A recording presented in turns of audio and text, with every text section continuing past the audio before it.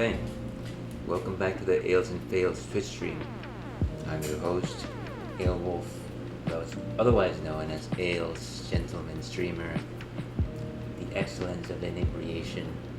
There's a few other accolades there that I tend to forget. Welcome to Friday, everyone. Like Magneto once said to the X-Men, welcome to die. He said not die. Hopefully you're having a lovely day. Thank you very much for joining me here in the Ales and Fails Twitch stream.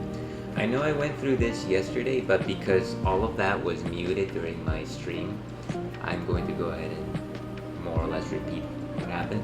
It's been a near month-long hiatus for the Ales and Fails Twitch stream, and so as some of you might know, I generally stream at nights, but this week back has actually been a bit rough on some members of the Ale Pack, and so night times unfortunately could not be are no longer free, at least for the time being. And so I was itching for streaming, and I thought, well, I could use my old afternoon schedule, which long times of the stream I remember, oh yes, this bozo used to stream in the afternoons just as the workday was ending, which is why I never watched it in the first place. And you know what, I'm not going to continue watching him. So that's why I am here at this time slot. That being said though, I am currently thinking that maybe I can retain one of these afternoon time slots and maybe do the nights as well, increase my streaming time, if you will. On different developments here at the Ales and Fails Twitch stream industry, one of the segments that unfortunately we will be cutting on is Taproom Tales with John and Ales. Unfortunately, and I'm very saddened by this, our schedules are no longer matching up, and so you won't be hearing from John for a while, but who knows, he might show up in the future. Hopefully he shows up on chat. I tell him to log in and appear in my chat every once in a while, but he never does. He doesn't want to give me those numbers, but that's okay, we love him anyways.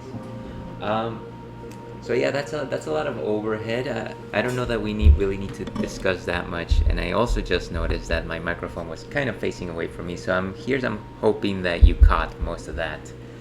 Who knows? Nobody's watching this. But again, it is Friday. Generally, what I like to stream on Fridays is retro games. And a month ago, I was bouncing between Super Metroid and Radical Dreamers. At this time, I would have probably preferred to play Radical Dreamers, but I think I've got a little bit of a developing sore throat. And because that game is heavy reading, I thought, you know what, maybe I can cut myself some slack, and maybe today we'll continue playing barrel-aged Donkey Kong Country 2. So the story behind that, this is not a game that I regularly play anymore. I used to play it, I want to say, 6 months plus ago, and I finished it. I'm actually going back into my playthrough of it and trying to get 100% or 102%. I think that's what it is for this game, because number one, it's something that I've never done in my life, and number two, I like Donkey Kong Country 2, so why not go back into it? I will say though, I'm not a very skilled player, and I could say this about every single game I play, so I will be heavily relying on save states just to get through the thing. I've also just got a wiki to find all the creme coins and what have yous. So yeah, that's what we will be doing this afternoon for the next 2-3 hours or so. But before we get to all that, let's go ahead and see what's on tap today. And we've had this one before. Remind me if you remember. Remember to remind me. This one is called Neon Giants, and it's an astronomically hazy IPA made by Omigang, though it's a collaboration with Firestone Walker. Collaborations are always interesting in the sense that you never truly know which is the brewery that had the majority stake in making that beer, or how those deals work. Is it like two master brewers just coming together into a room and saying, you know what, I want to make a stout, and the other one says, well, I wanted to make a wheat beer. and then they fight it out, and then they end up making a hazy IPA. I don't know how these things go, but it is always interesting to see two breweries on the same can. There's no such thing as an astronomically hazy IPA denomination, but there are hazy IPAs. So you might be wondering right now, ales, what exactly is a hazy IPA? I've had IPAs before. They are incredibly bitter. I don't like them. I also don't like spicy food. I don't like crust on my bread. Well, I am here to tell you that hazy IPAs are different. And the reason that they are different is because they don't have as much of that bittering agent. In fact, they're actually quite citrusy. They're quite juicy.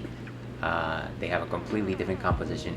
And the reason for that is that generally, when you are making beer, you will add hops into the boil kettle, and you will let those hops boil with your beer.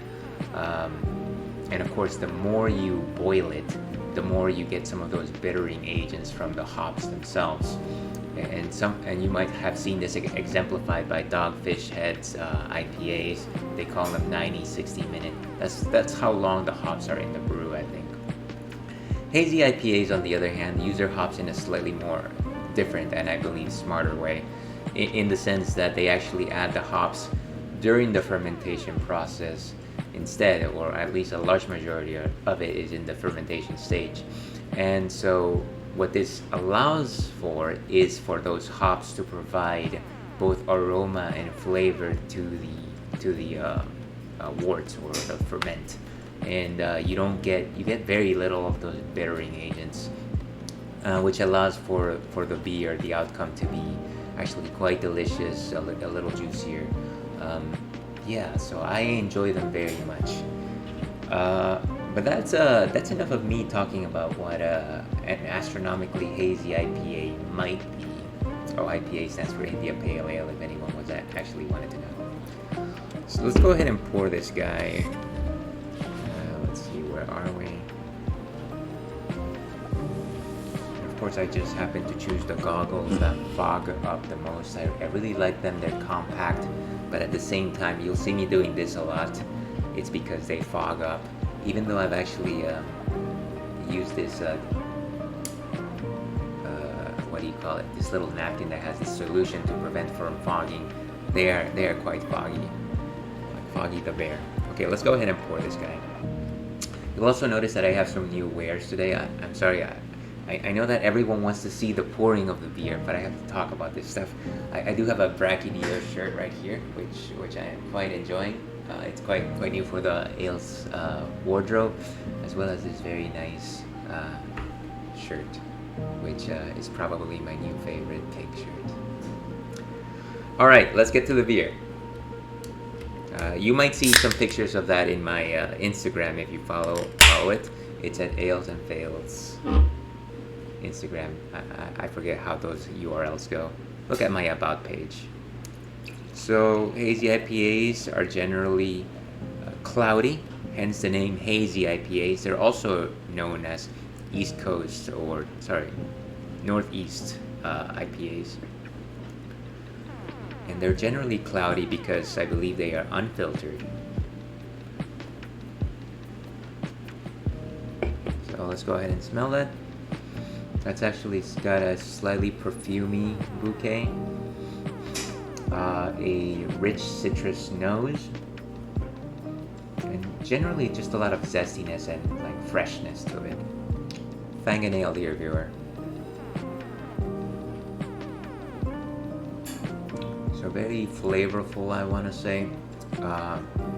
It's got a slight sourness to it, but nothing overpowering or anything like that. It's just got some of that sourness that you would expect from like a mandarin orange, which I guess is a little sweeter. Maybe just like a neutral orange taste.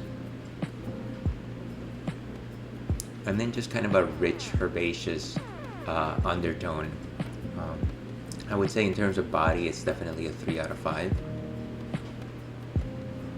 Which is quite common for hazy IPAs, I want to say. So Neon Giants, it's an interesting drink. I don't know that it's necessarily my bag in terms of hazy IPAs. I generally prefer mine to be almost slightly sweeter, just verging on the hint of sweetness.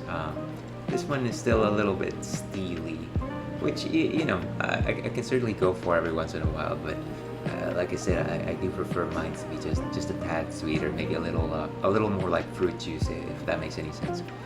So let me go ahead and update my ticker, enter my entry in Untapped, and I will see you on the other side of this break for Donkey Kong Country 2.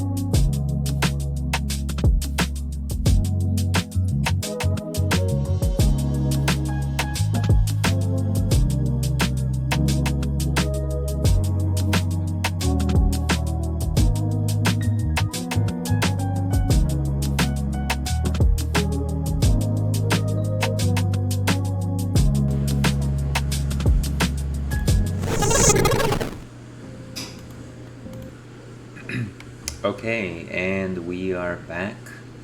Let me just go ahead and check my levels here. So as I mentioned earlier, the goal of this particular run is to get everything out of this game, try to hit that 102%, and I will be doing that by researching wikis as well as using save states heavily.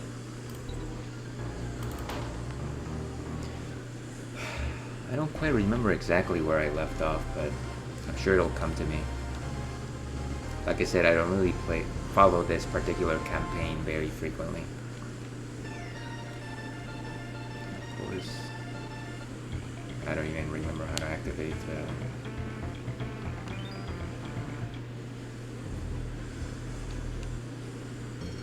Wow, I am doing exactly what I don't need to be doing. Oh, this is the suspend menu. I did not know there was a suspend menu. Imagine that. Seriously, you can just rewind, I guess? Huh. Looks like old Ales just learned the trick. But again, that's not what I meant to do. No, please. Just, I want to go back.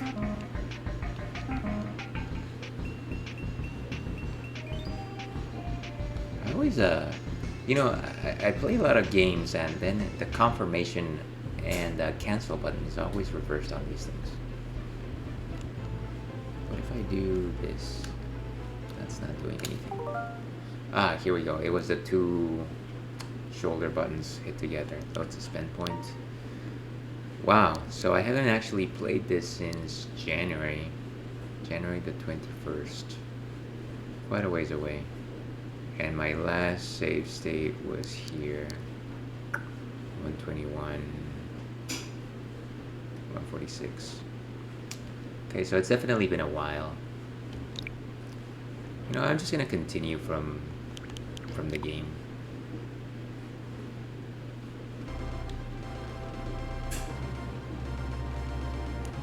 By the way, if anyone is wondering about the title of this stream, Klubba is the Kremlin that guards the entrance to the Lost World, and I for some reason I was thinking about the Rocky movies and Clubber Lang, and I was like, oh, Klubba, it's pretty close. That works, right? Stupid. Okay, so as you will recall, if you get the hero coin in a particular level, you will have a little DK sign here next to the level. And if you get all the Krem coins, or I forget if they're called Krem coins, you'll actually get an exclamation mark. So we're going through every single level trying to get both of those check marks in place. And so I guess next is Glimmer's Galleon. I remember Glimmer's Galleon. I remember it. Let's see, how many of these do we have to collect? And for anyone interested, I'm actually looking at the Super Mario Wiki, which for some reason the Super Mario Wiki has all the information on Donkey Kong Country games. Go figure. But let me pull this aside. Stop blocking your view.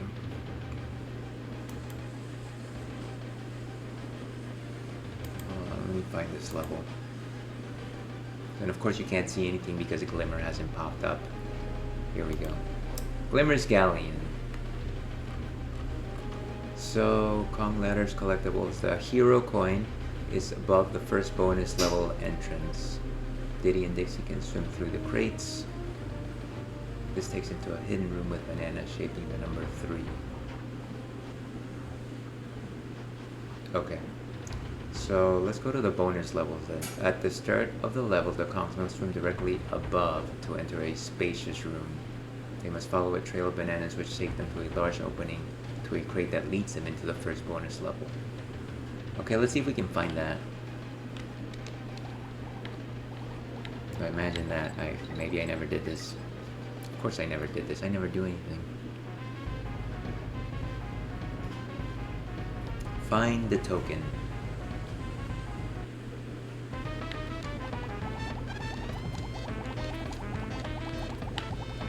I don't know. What am I doing here?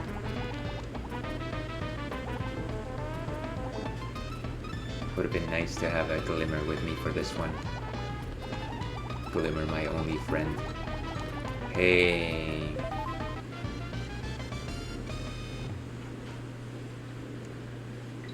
Okay, nice. So, in order to find the hero coin, it says above the first bonus level, we can actually swim through the crate. Wow, imagine that. So 3. I wonder what the 3 is supposed to mean. Oh, and 4.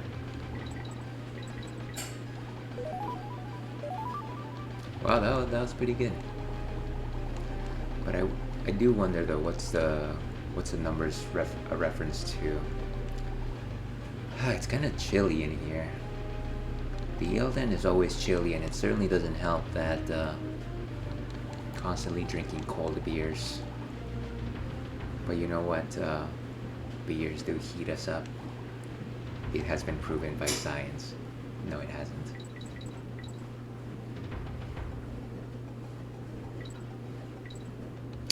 Okay, so hopefully Glimmer pops up very soon. Oh, there's that arrow. So, bonus stage number 3 is actually after the letter N, so I will keep an eye out for that. Sorry, bonus stage number 2. There's only 2 bonus stages. Oh my god. that just frightened me. Wonderful.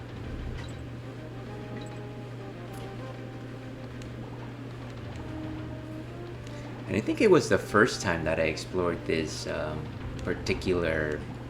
Sorry, not the first time, but the first time I was navigating this on stream, that I was talking with a friend of the stream about it, and just about the fact that swimming stages in Donkey Kong Country 2 feel so much different than the ones in Donkey Kong Country 1, and it's because while the ones in Donkey Kong Country 1 like take place in coral reefs and things like that, they've got very calming music. The ones in DKC 2 are often take place in pirate ships, and it feels like almost like a sense of urgency with the music that they play. So it's definitely got a different feel to them.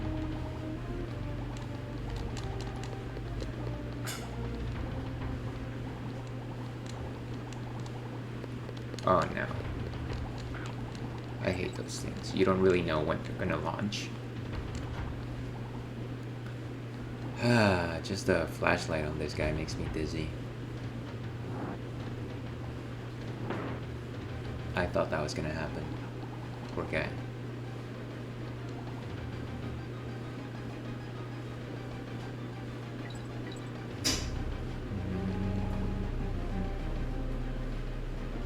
And I'm constantly getting distracted by the wiki.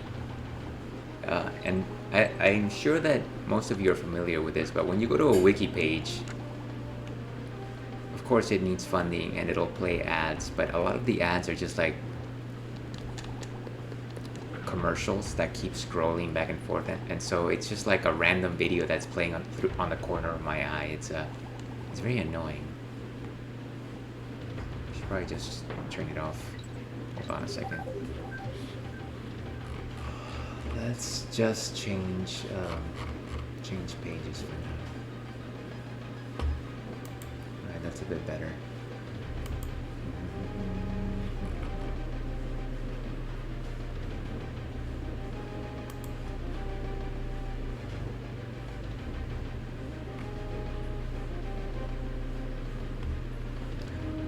Let's see. Okay.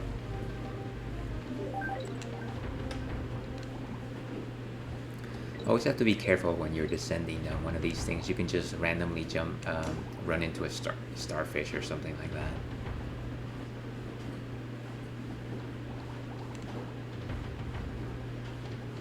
Fortunately, I haven't had too much. I was just about to say I haven't had too many run-ins with starfish, but of course that's the first thing that happens.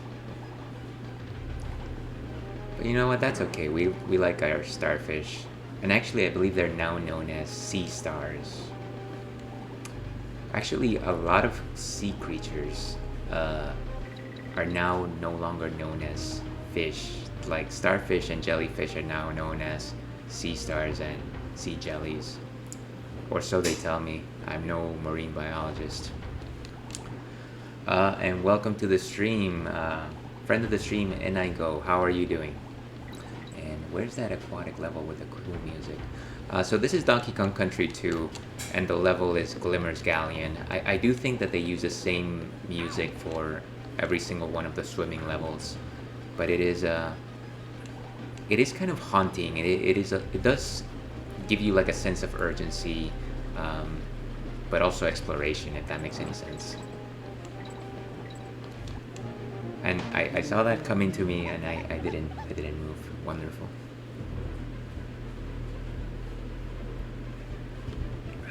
Alright. Let's give this another shot. At least we do have the DK symbol on our level, which means 1/2 of our goal has been completed. Like Bon Jovi once said, we're halfway there. Whoa.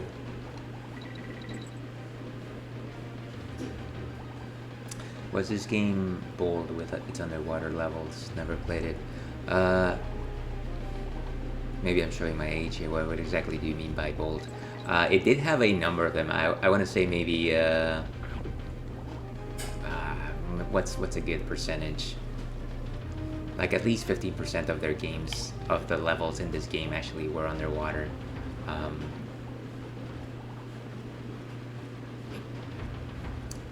I would say they're generally challenging because they have this maze-like structure.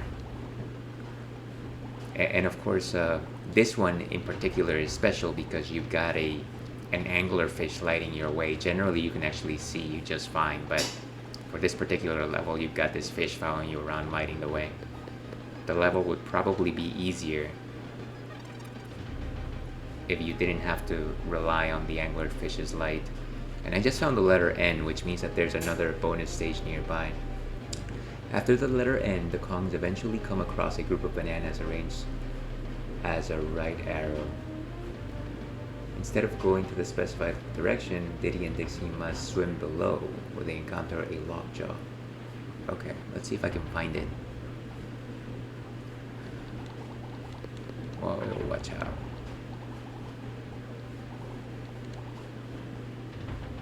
I really hate these guys.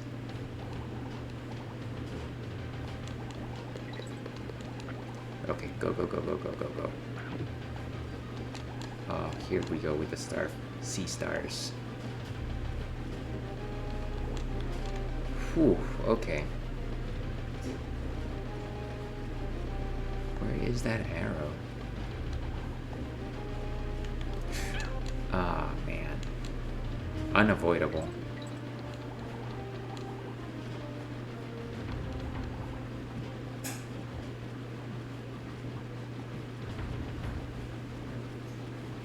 I wonder if this is what I'm... Okay, there's an arrow there. Maybe that's what I need? Maybe this is not the way to reach that.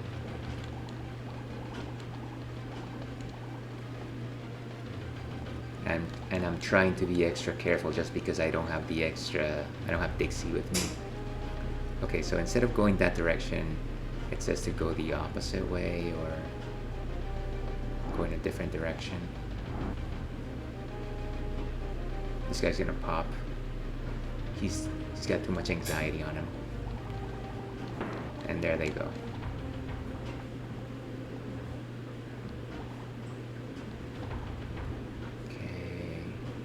Okay, there's the lockjaw, and there's some bananas down there. I'm assuming that this is the path, but getting by the lockjaw is always challenging. Oh, nice. Very nice.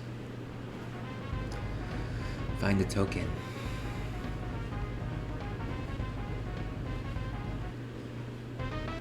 Okay, so at least this time we have the support of Glimmer. Glimmer support. That's not what I wanted, I guess. Nope. These bananas are misleading.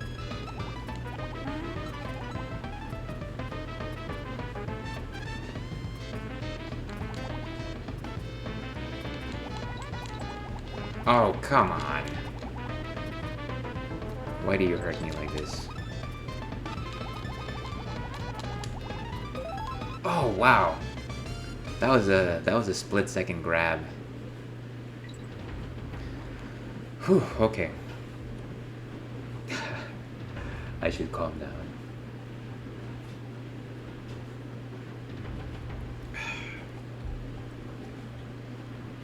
Okay, so I think that's all the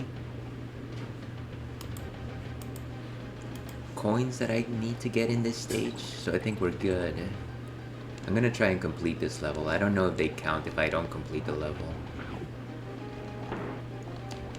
Alright, here's hoping I can find Dixie sometime soon.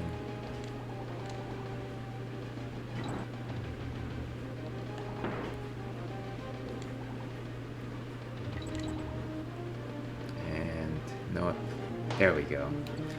Of course I got my butt kicked by manta ray.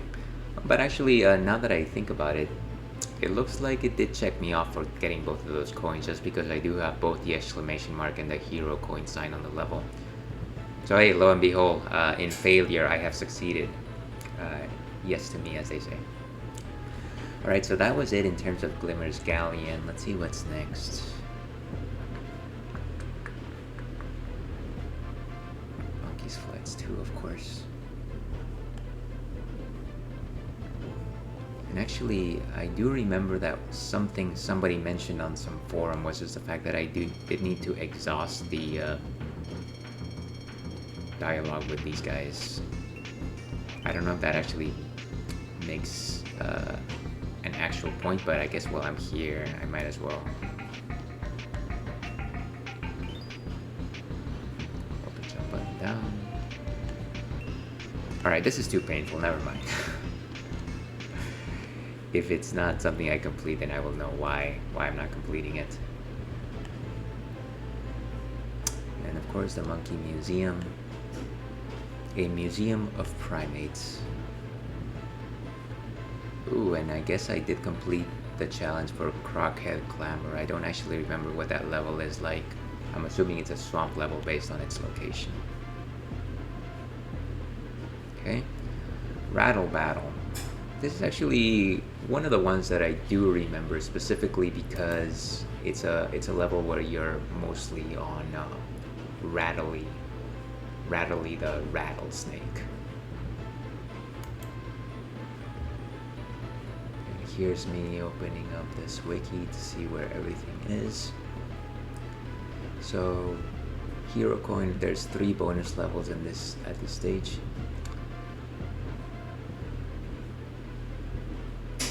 I do have all the Creme coins, given that I do have that exclamation mark. What I don't have is the Hero Coin. And it says, after the second bonus level, Rattly encounters some Kaboings and a Singer around a few columns of 2 barrels stacked onto each other. A small gap divides the stacks. The player can see a lone banana from a small window at the bottom left portion of the ship.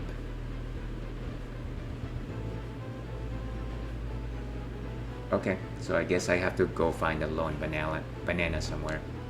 What is a banana?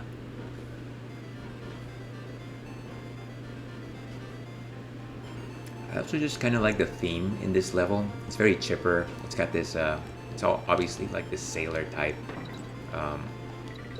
theme. Oh no. Hindered by my lack of company.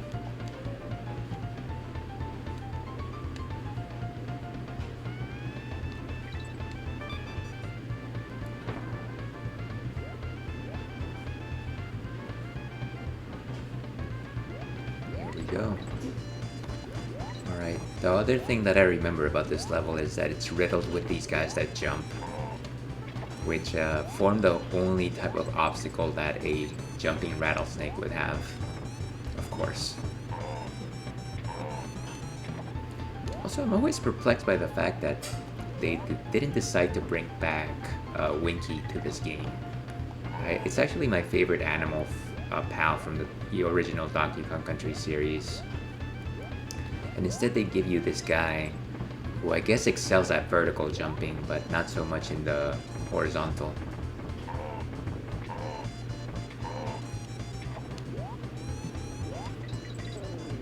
There you go, it can also kill zingers.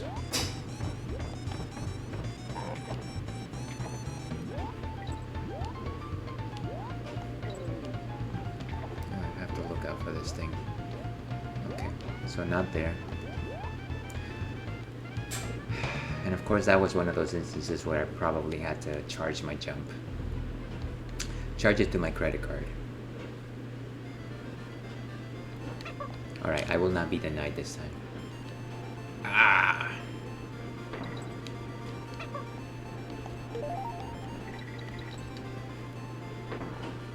Not that I actually need this bonus level, but it's there.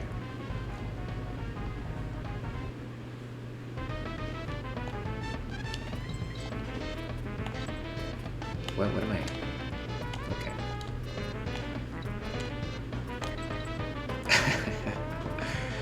I remember in my heyday when I used to be able to do this stuff with my eyes closed. That's okay. Brownie points for trying. That is what we do at the Ales and Fails Twitch stream after all. We wouldn't be on brand if we didn't fail at simple things like that.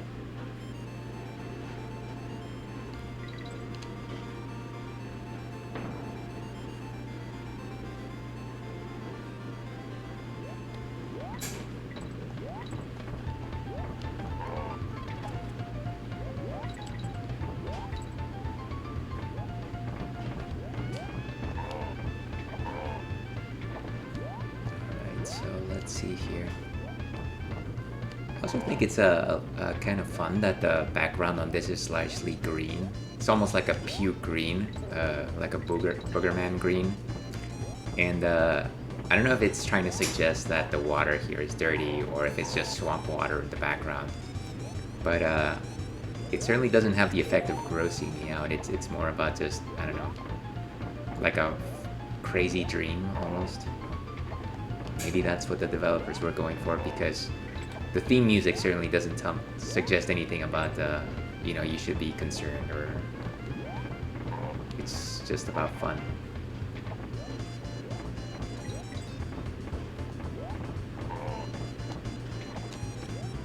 So should I charge here? No, I guess not. Oh, and there's a lone banana right there. Maybe I will go. Oh.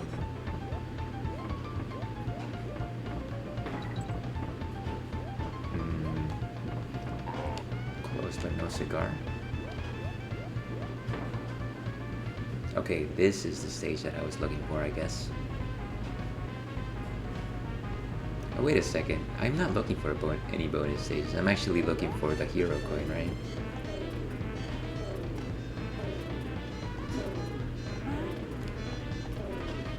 Checked off.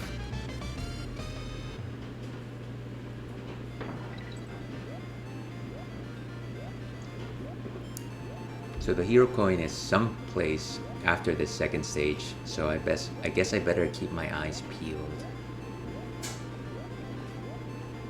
My goggles clear.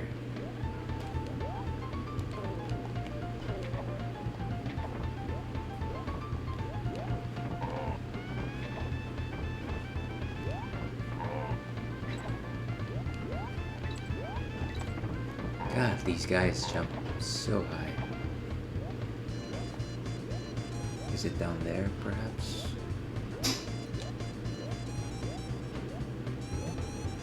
There is a banana there. Let me kill this bee first before making my loot. Okay. Clearly it took me out before. Alright. Let me just jump. Hey. Alright, let's try and complete this level. Of course, we don't actually need to complete it, but maybe we can get some lives. And that's not what I should have done. Not a W5 moment. W5, of course, being which was what we wanted.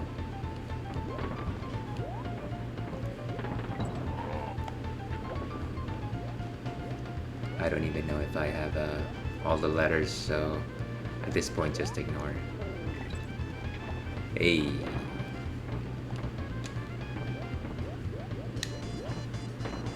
Bonus.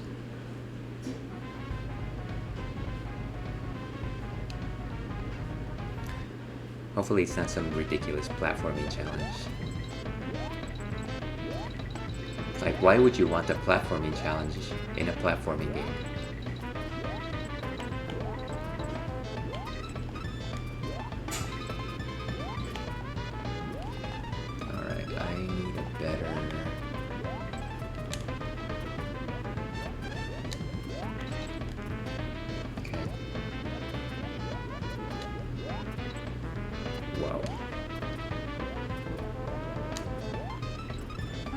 And there you also have to find it. Okay, good times. And just a second.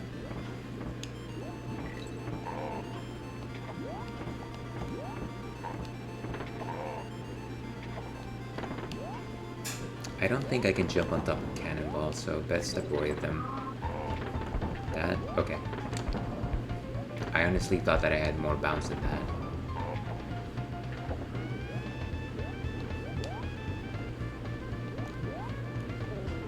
Clearly not bringing the boys to the yard.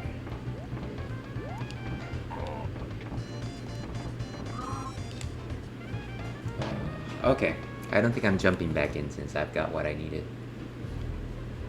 Yep, exclamation as well as check mark. I think we're good. I think we're good, everyone. Let's keep moving.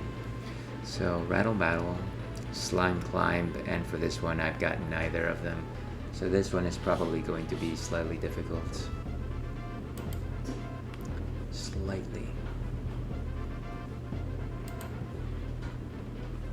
And I'm referencing the Super Mario Wiki to find these locations. The easy way out, as they say. 2 bonus stages. Okay, so at the very top of the level for the hero coin, the Kongs can find a second exclamation point barrel floating in midair. Diddy and Dixie can reach the barrel by using their team up move. Once they reach it, the Kongs must quickly go into the water and swim all the way to the right. So it's all the way at the end of the level. And you say, this looks like one of those games on those emulators of 1,000 games in one console for $39.99. Yeah, I guess because of its retro quality, it actually would probably appear in one of those emulator games. I distinctly remember just some of my uncles just buying some of those gaming platforms, quote-unquote gaming platforms that they used to sell at the markets back in the old neighborhoods of the old country. And they were always, the salesman always touted them as like, oh, here's 5,000 games. And you know, more often than not, what would happen is you would turn on the console, you would see the list of just like games listed there, and about probably like 80% of them were like different versions of just like hacked Super Mario Brothers. So yeah, not a good time. I would say if I got Donkey Kong Country 2 in one of those gaming platforms, I would have probably been a lot luckier. Oh, when I was playing as a snake. Yeah, I get what you mean. Okay, let's go for Slime Climb. And in terms of bonus stages, there's 2. There's Collect the Starts right after the Star Barrel. Memories of simpler times, as they say. And of course, the problem with this particular stage is the water's going to start rising. And the more it rises, the closer it'll put me to that piranha, which is not the most common piranha. It will just grow huge and chase after you, no matter where you are. I forget about that. That wasn't smart. Okay. There, just like that, a demonstration of the effects of being eaten by piranha.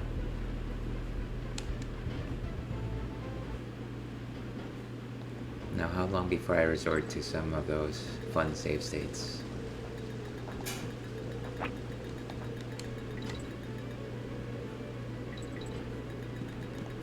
Okay. Let's see if we can take it all the way to Crusher.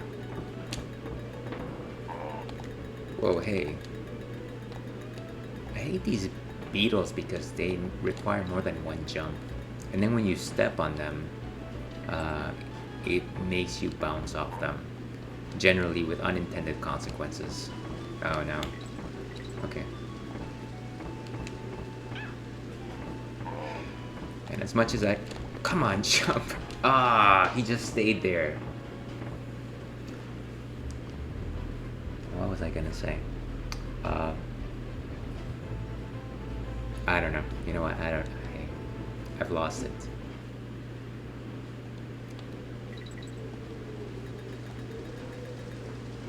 Click clacks, click clacks.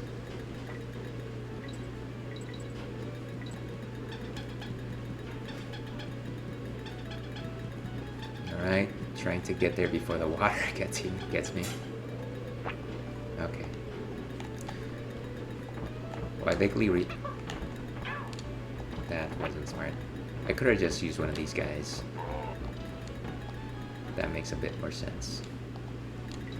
I was gonna say that I like the fact that Dixie can throw barrels overhead, but it gives her a certain vulnerability window, which is not very good.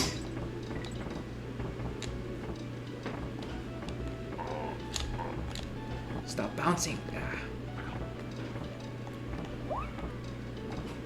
And there's these guys that love to spank. Okay, that's not what I needed, I guess.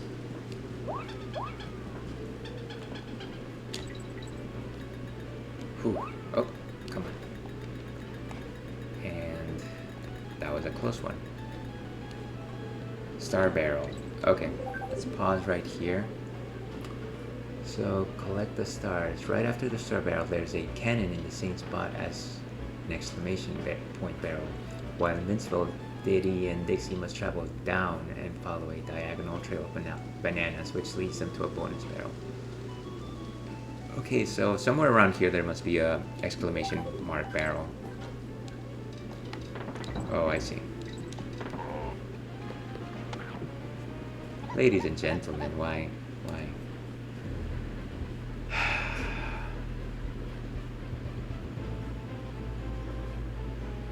So for anyone tuning in late, I am enjoying a Neon Giants Hazy IPA, a collaboration between Firestone and Omi Gang breweries. You know, I started by suggesting that maybe it wasn't necessarily my bag, but I'm starting to feel it. I think it's got its merits. Alright. And I'm thinking of probably creating a save state here now that I know that I will be losing lives. I guess it doesn't matter which one I take. 116.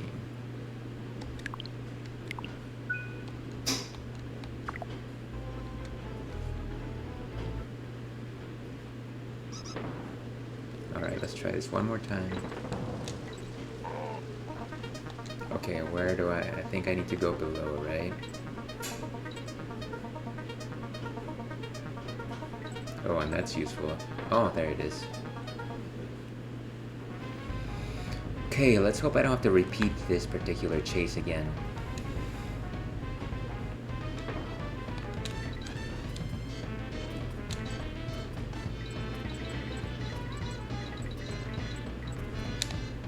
I guess Dixie's hair is useful here.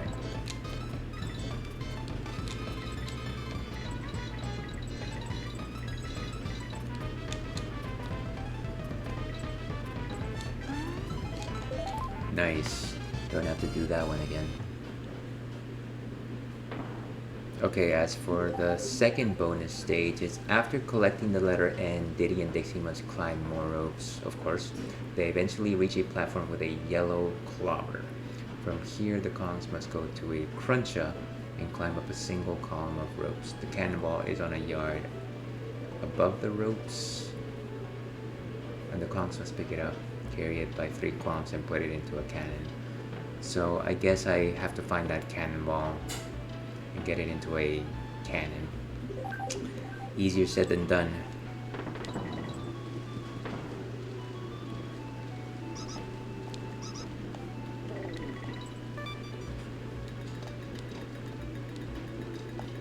And I just distinctly remember that just enemies just keep coming at you in this stage. Ooh, wow, okay. And of course sometimes he doesn't grab the ropes, which... Okay, that's the letter N. Ooh. Which means that that cannonball must be nearby.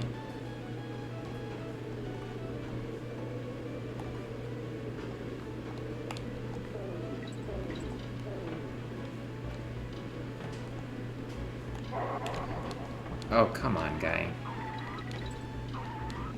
No! Oh.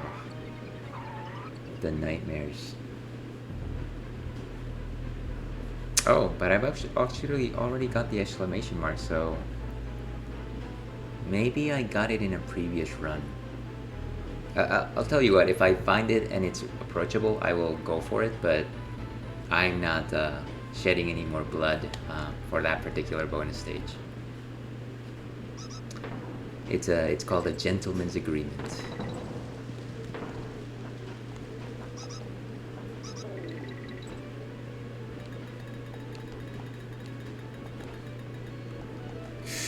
Whoa, come on. Saved by the pixels.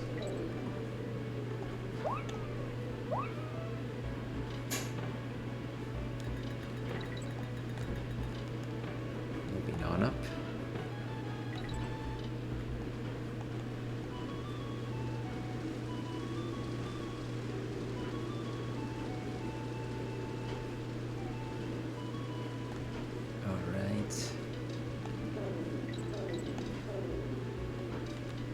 Wow. Okay, and Klubba, Kraka, I forget.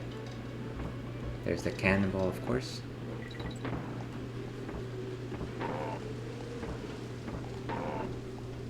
Hey, look at that.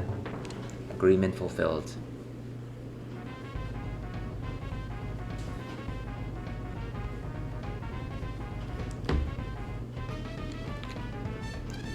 And of course, this is me not paying attention as soon as I'm supposed to be paying attention.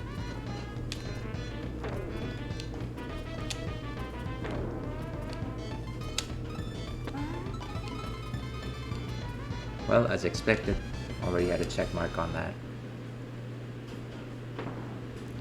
And there's this. Where is it? Where is it?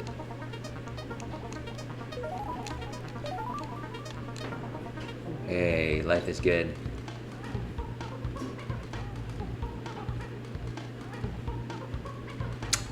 Oh, the 90s.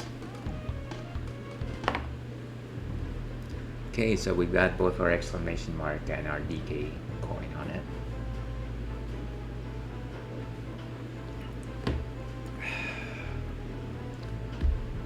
Let's do one more level and then I've gotta go take a short break. I gotta take Los Lobos out, give them some lunch. Bramble Blast. Actually, this one might take a while. Let's see, let's hope it doesn't get too late. Let's go ahead and give it a shot. For this one, I've got neither the Krem coins nor the hero coin. But of course, there is this theme that everyone loves, myself included. Certainly one of the most relaxing pieces of music I've heard in a while. And let me just go ahead and look at this.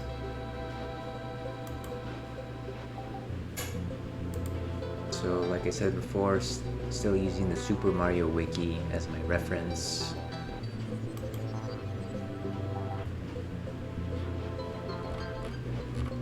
So, we've got two bonus areas. The first one is sometime after the letter O. Kongs end up in a barrel blasting segment with a couple of arrows. They must blast around the section until reaching the west corner, where a barrel cannon can blast them southwest into a gap with a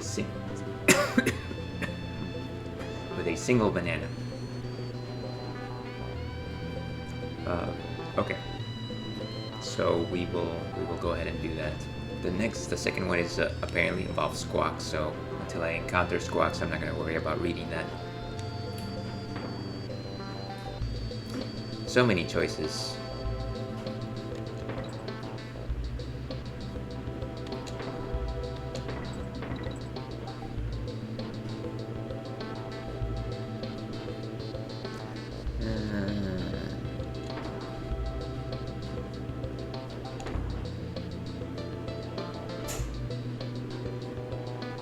You know, one of the things that I often wondered was why they decided to attach this piece of music to these particular stages.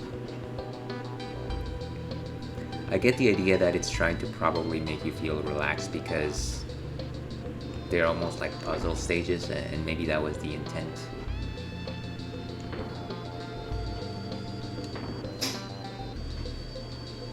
As in, maybe like, oh, take your time, don't, you know,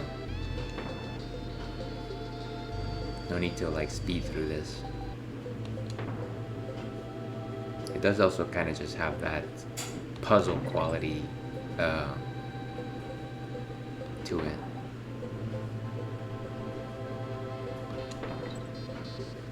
Okay, so there's the letter O.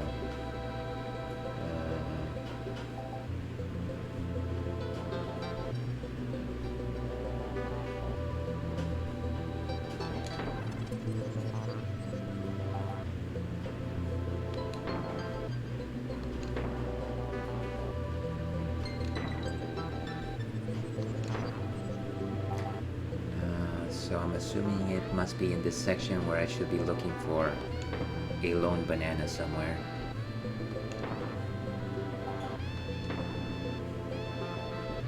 Maybe it's there? No, actually I think that's to proceed.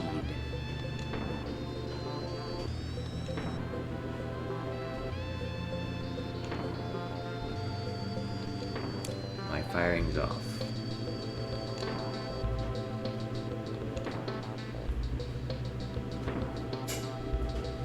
No, maybe I was right the first time.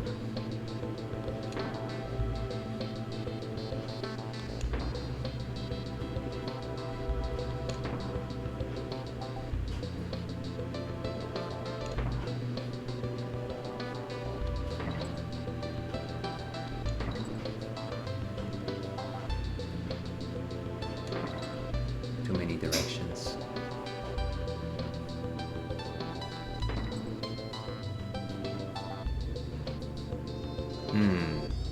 Where to go, right?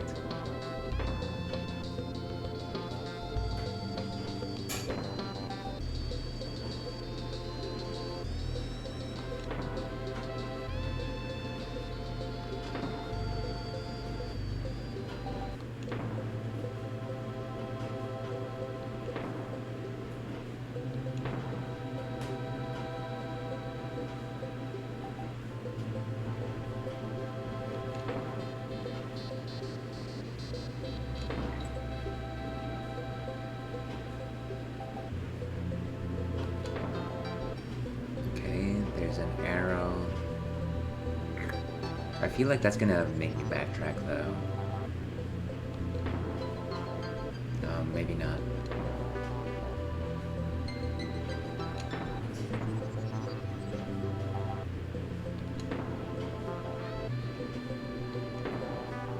Okay, there's a lone banana. Bonus.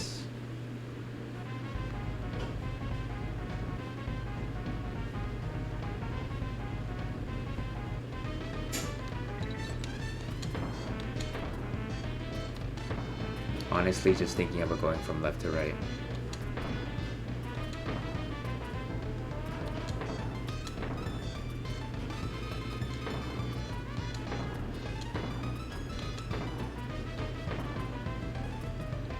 Oh crap. Just backtracked a lot.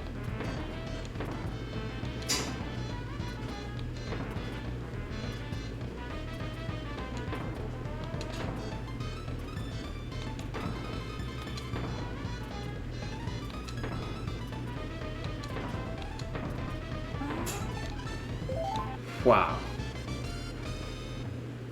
Whew, that one was by the skin of my teeth. Okay, back in the puzzle, let's see if we can find Squawks.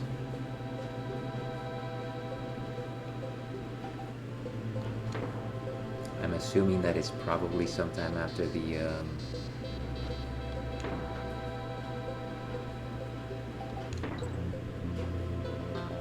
checkpoint.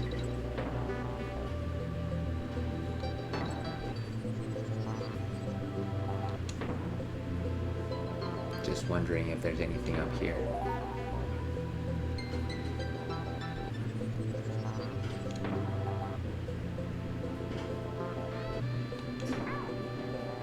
Ah, not smart.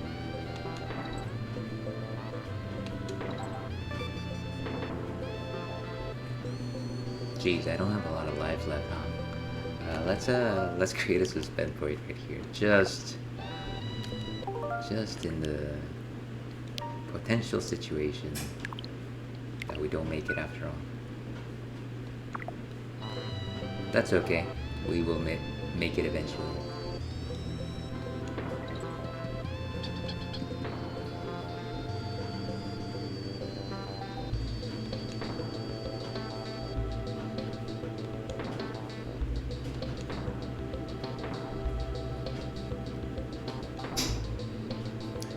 I'm wondering if I ever reached squawks during my first playthrough of this stage.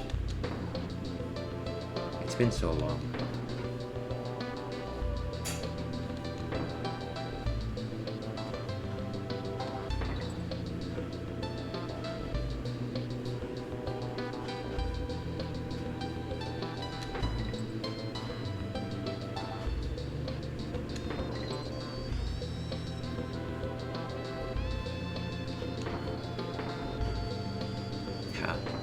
Okay.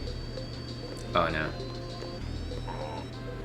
My first instinct, of course, was to roll through it, but that would have been certain doom.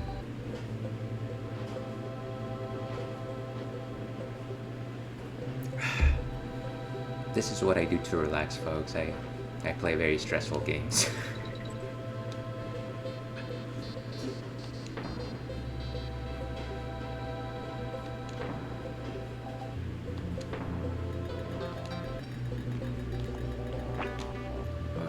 Okay.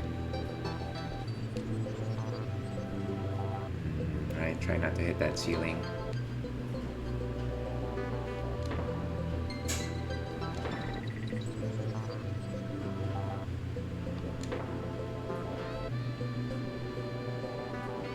What's down there? Nothing.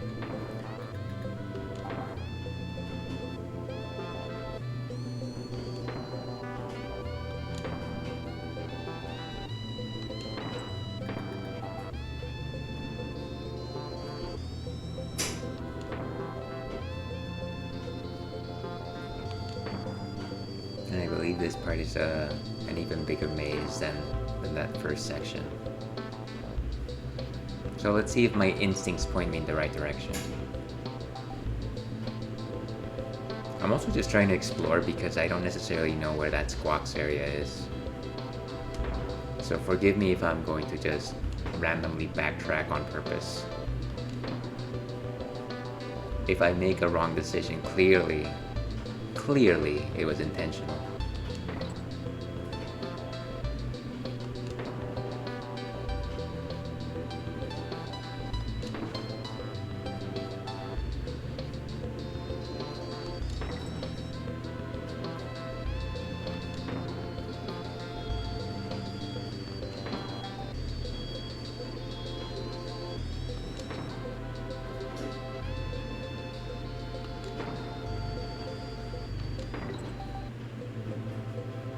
I think we're essentially right back at the beginning of this maze.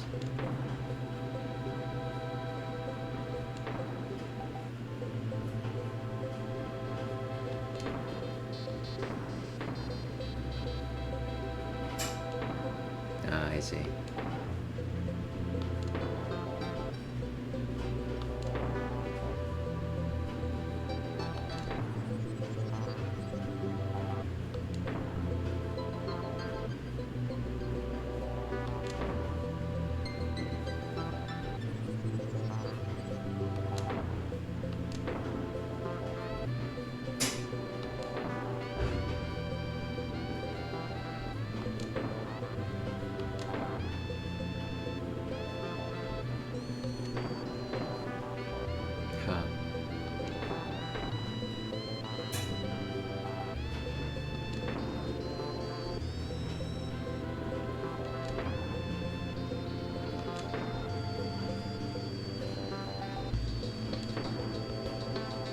Okay, and I think this is the way forward.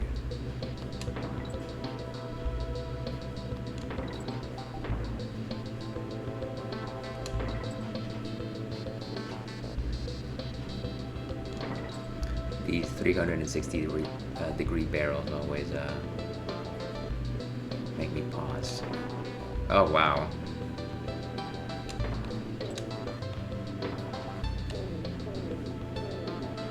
Wait a second.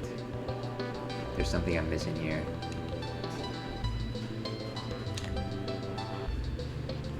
Hello.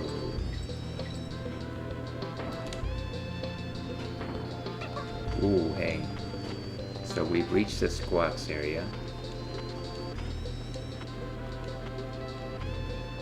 Let's see if we can get both the hero coin and the final bonus stage. I wonder why I didn't think about this the first time around. And it's kind of a toss-up whether or not it will register if you touch the bottom of your compound character on the thorns. Sometimes it seems like it's okay, and sometimes it seems like it'll actually hurt. Okay, so there's a hero coin.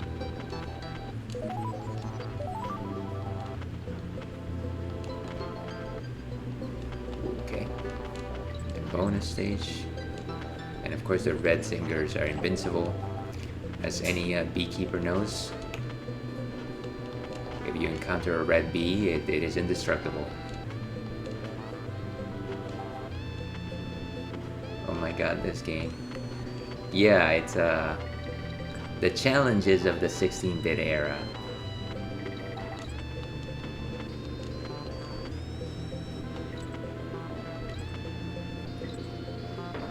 Alright, here's hoping that I can do this the first time around.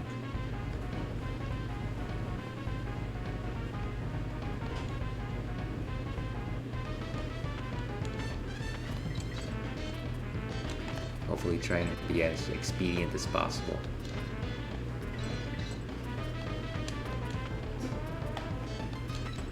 Without killing my characters.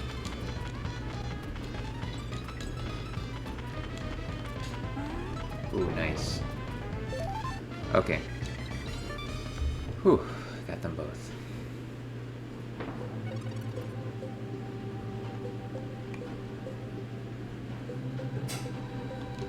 Honestly, I was hoping for a 1-up, but I'll take the coin.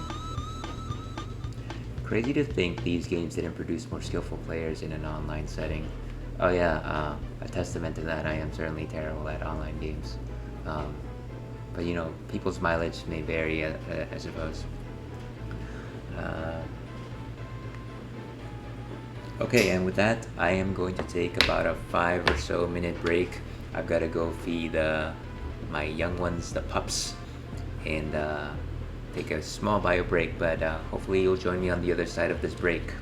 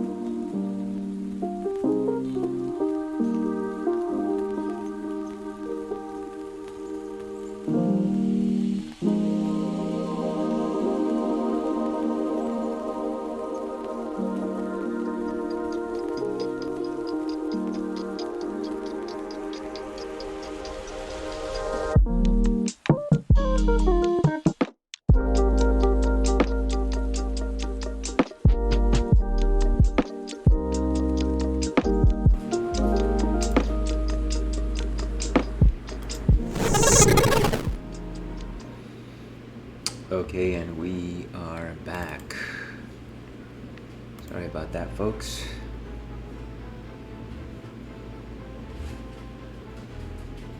Those logos had to eat.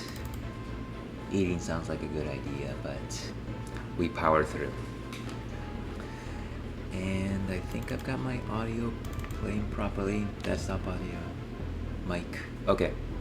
So I think we're good. We're in the clear. If you're just joining us, we're playing Donkey Kong Country 2 with the objective of completing 100% or 102%. I think that's the actual setting for this particular game.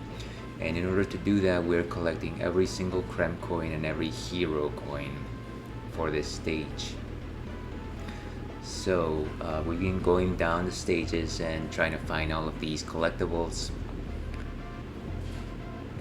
with the hope of ideally finding the secret ending of this game, which is something that I've never done in my life. So that'll be a milestone, and after that I can go to the grave, I guess. Let's see if I've completed every single one for this stage. If I go back to the world map, it should show me. Jump in my jet and jibe, Clive. Oh, Funky. You're so funky.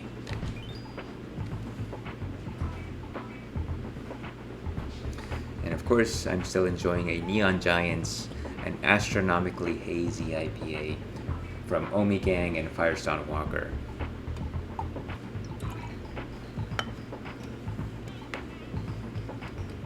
Let me pour the rest of this drink as we all enjoy these rad jams. Okay, so what I can see is that Krem Quay, which is the world that hosts all these levels, also has an exclamation mark and a DK sign on it, which means that I've collected every single possible thing for this world. I'm gonna go back in because I still need to do the Lost World version of this, the Lost World level of this stage. And if anyone will recall, the way to get to the Lost World is actually to go through Klubba's kiosk. So here's the Klubba's reference of the title of this stream. Let's see your doubloons, you mangy apes. Alright, so let's pay.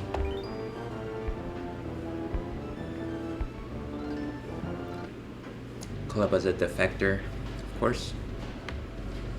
And some of you might know this, but Lost World levels in Donkey Kong Country are a nightmare. If anyone caught my last Barrel Age stream, they might remember that. I probably spent 50% of my stream just trying to finish the one lost level. So I doubt that this is going to be any different. The one saving grace from Lost World levels is the fact that I don't think that they have too many bonus stages. I think they have like hero coins, but that's it. Let me see if that actually holds true. Okay, Black Ice Battle. There's one bonus area. And that's it. No. The hero coin is at the end. Okay, so the reward for bonus areas in these levels is actually the hero coin itself. So it's almost like they combine both things. And the bonus level is actually after the letter N. Fall down the gap. Okay, pick up a treasure chest, reveal a cannonball, and continue traveling down the level. Okay, so it's essentially transport the cannonball all the way down. What does Cranky have to say, actually? Does he say anything in particular about this world? So, Jungle Jinx, Black Ice Battle's what we're doing next. And then I guess it's a total of 5 levels. Like I said, I never did this part of the game back in my day or during the original running of this stream. So a lot of this is pretty much new information for me.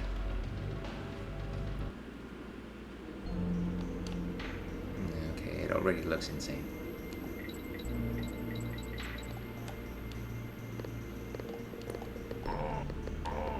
course, I guess this is a descent. A descent into madness.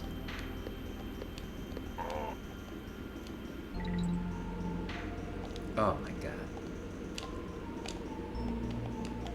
Come on. Oh, there's one of these punks. Well, took up part of our problems. Let's keep an eye out for that letter N. Maybe I should just descend like this all the time. Of course, that would happen. Yeah, this area doesn't mess around.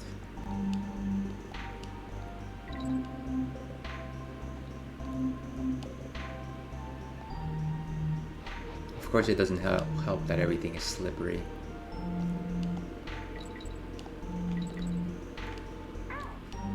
I was about to say maybe I should switch to Dixie. Huh. Could I do one of these? Wow. I almost feel like making a save state right here. I'm gonna regret doing it or not doing it.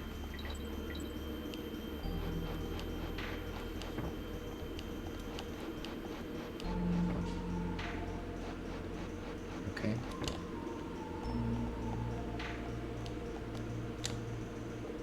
Don't tell me. Ha. You know what? I will make a save state right here. Create suspend point.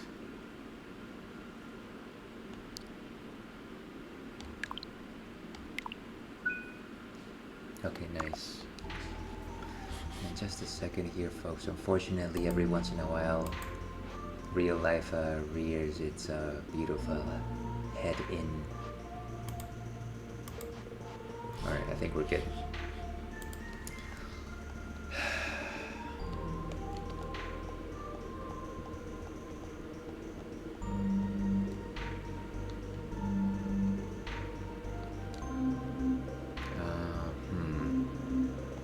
There's a good choice here. I was honestly trying to look for a DK barrel somewhere. Alright, let's go for the obvious.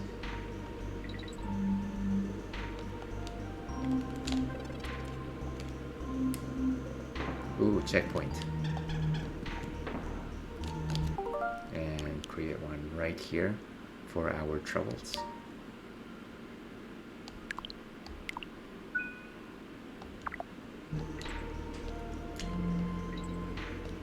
Let's hope we haven't shot ourselves in the foot already.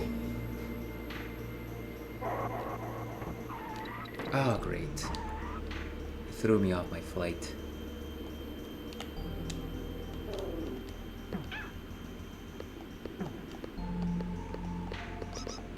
Hopefully I don't miss that letter N. I feel like this level has already proven there's multiple paths. Let's go ahead and load that.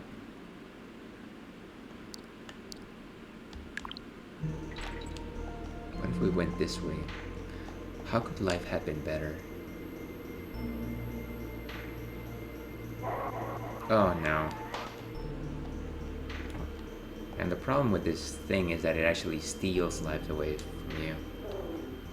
So clearly I made the right choice the first time around.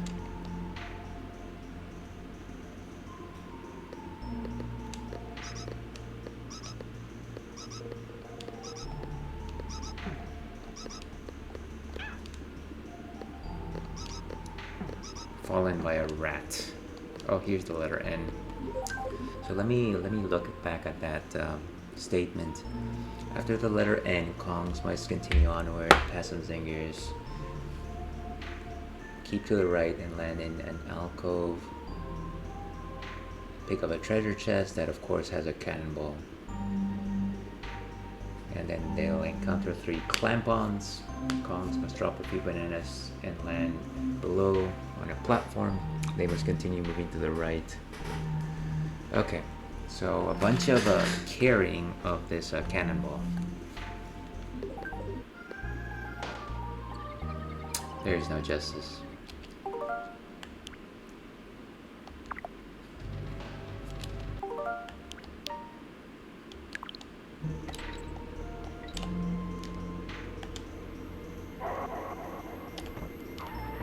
Come on, guy.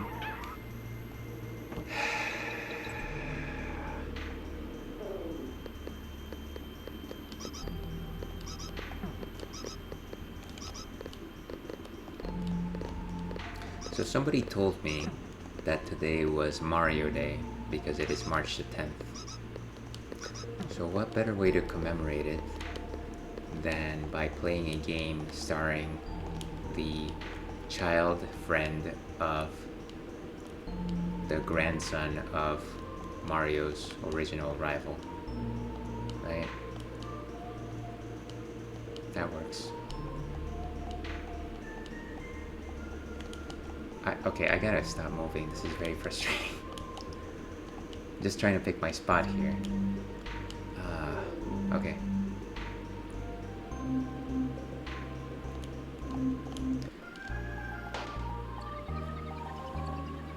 Okay, let's try this again.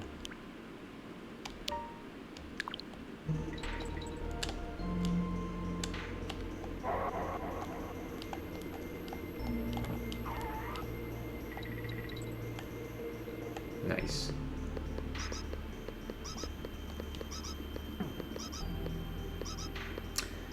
This reminds me of End in Abyss, if anybody has seen that anime. I guess it was a manga first, but the lower you go, the more mad you become.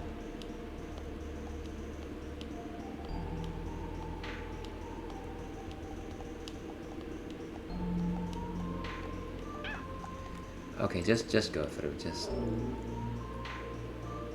all right. Let's see what we can do here.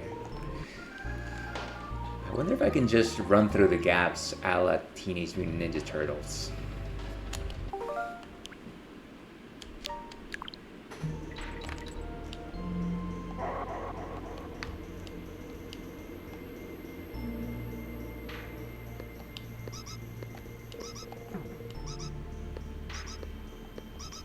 Practice makes perfect, though. And so having Dixie is certainly a benefit here. Oh, wow. That was close. Oh, hey. Oh, here's our cannonball. Right? Okay, so how do we make it over there? Imagine...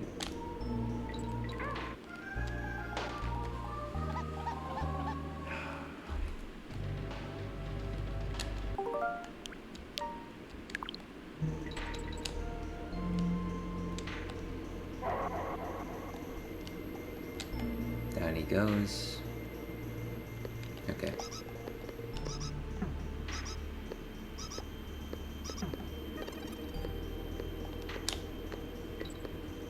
Oh, I could have just helicoptered down the entire way. Okay, so... At the very least, we will be able to use the cannonball as a weapon, I think. So let's actually create a suspend point right here. That was a pretty good suspend point too. Alright, let's see if we can break this in the first place. Okay, that wasn't why. Could I just... Ha. The tides have turned.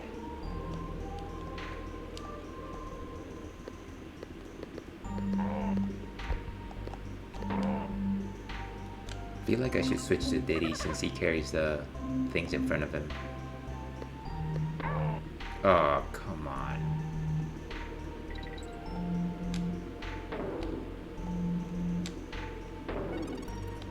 Ooh, nice. Okay, we're gonna do it, folks. Please let it be simple. Okay, find the token. Just find it.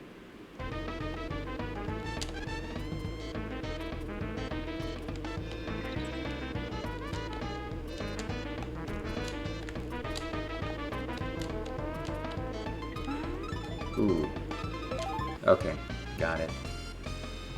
That was surprisingly simple for a lost level world. Oh, come on!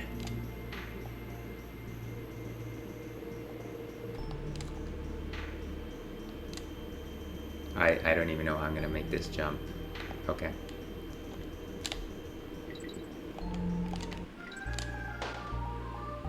Okay. Okay, but at least I've got the check mark for the DK hero coin, so that's something.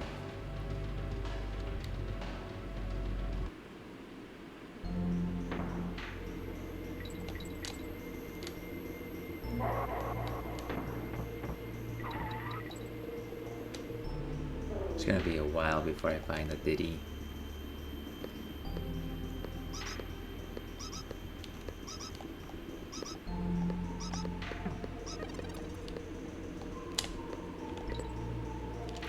I might simply try and repeat the cannonball trick simply because it gives me the 4 Kong letters, which gives me extra lives, which is probably a benefit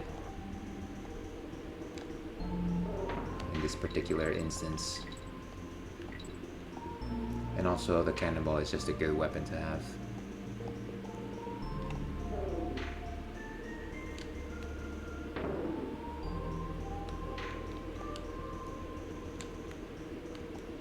Oh, come on. Okay.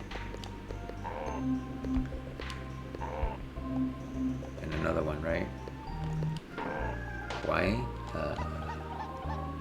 Alright.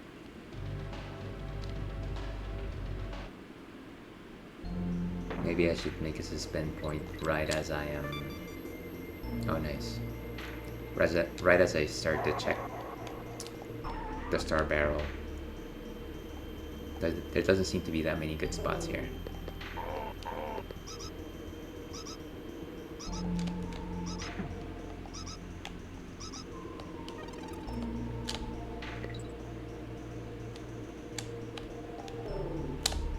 Oh, man. I had forgotten that I was supposed to stick to the right.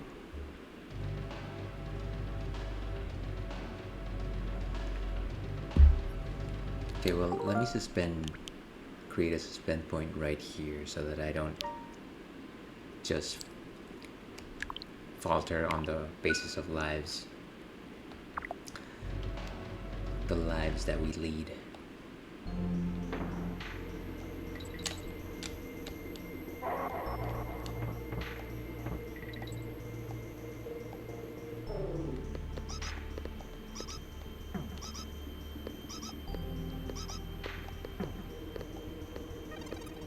Alright, and we flitter to freedom. Freedom fries. Wish I had some French fries right about now.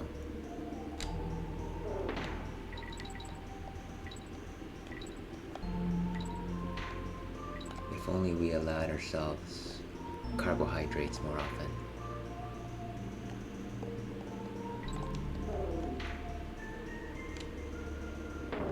Alright, and here's our cannonball.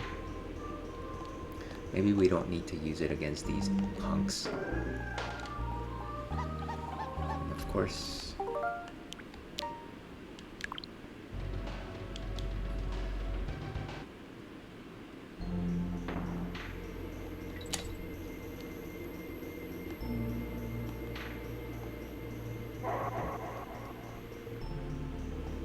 Who's got the scare on who? Okay.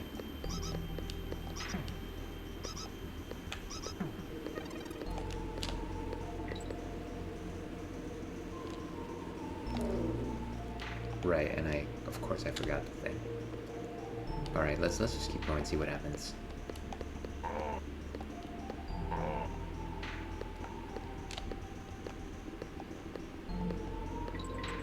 And that's where we would have gotten a 1-up life.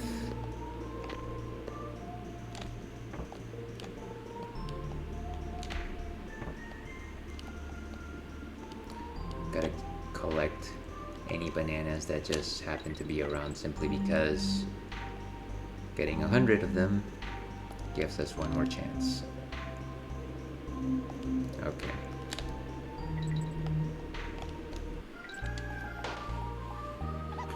That's gonna be a difficult jump no matter what.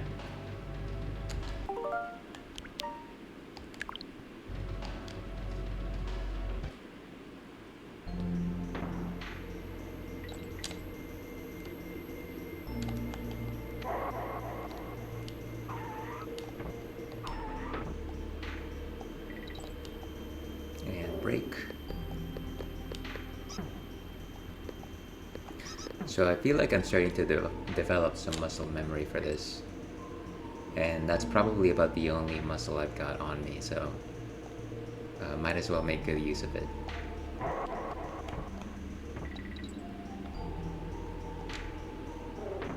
Okay, nice.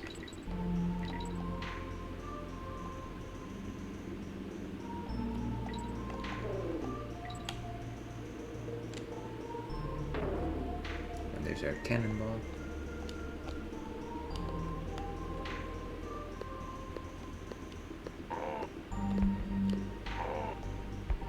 Okay, let's skip that third clamp on.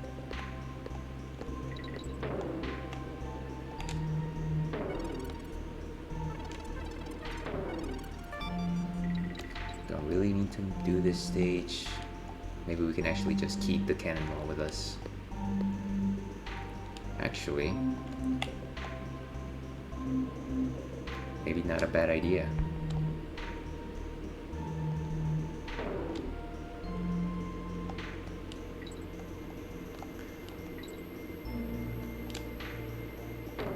Maybe this was actually a brilliant mistake. Oh, my cannonball. You sunk my battleship. I enjoy this so much that I will go ahead and record it for posterity.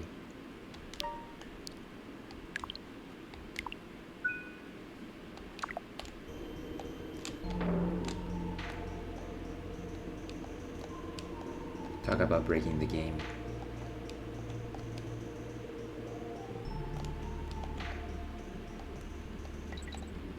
You know what? A win's a win. Gah! Second lost level world. One. Well, you know what I mean. Okay. That one actually took a little less than Animal Hijinks, or I forget what the first level was called, but yeah, I think that one took a little bit less. Never mind the fact that I was very a little more intoxicated that last time. Let's go back. And so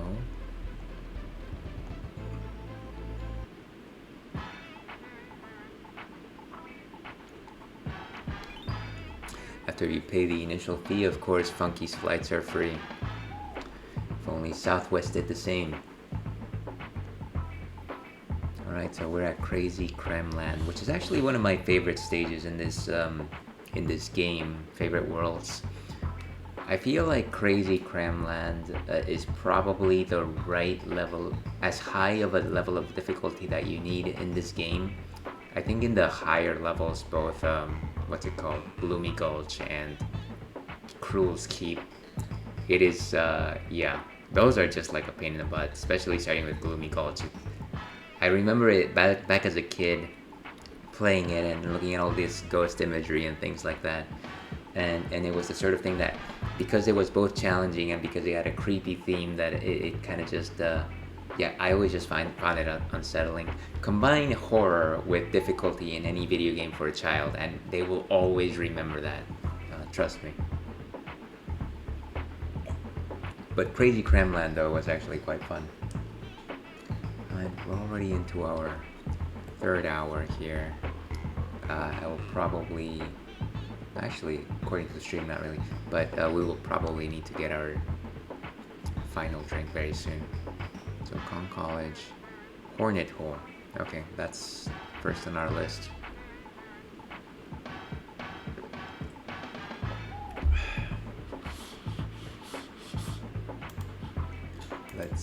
And once again, I'm referring to the wiki in order to see where the bonus stages are. Hornet Hole. I wonder, is this the level where you get to use Rambi? Probably not. Okay. So, 3 bonus levels. One of them is a hook at the start of the level. And the Cranky's video game hero coin is halfway through the level just before the letter N and a crook. There's a zinger blocking a gap. Okay, so look out for that letter N, and at the same time, look for that first bonus stage. There's my hook, but of course I've got no partner. And I do miss my partner.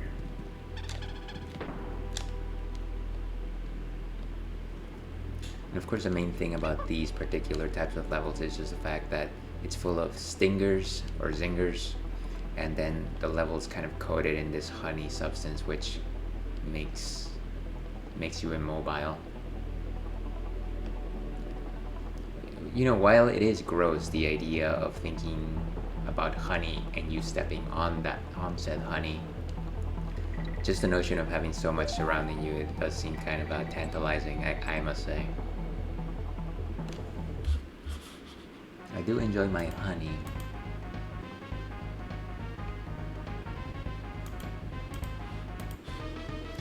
Alright, so break this guy. It's a little easier with Dixie, I think, because of the way that she grabs things.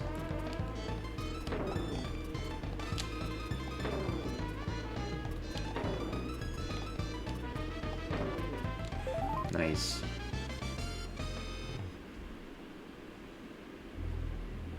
Okay, so that was bonus stage 1. Bonus stage 2, find the token.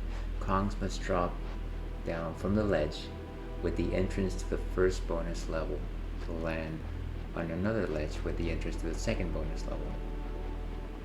Okay, so it must be actually pretty close by. Oh, ha, lo and behold.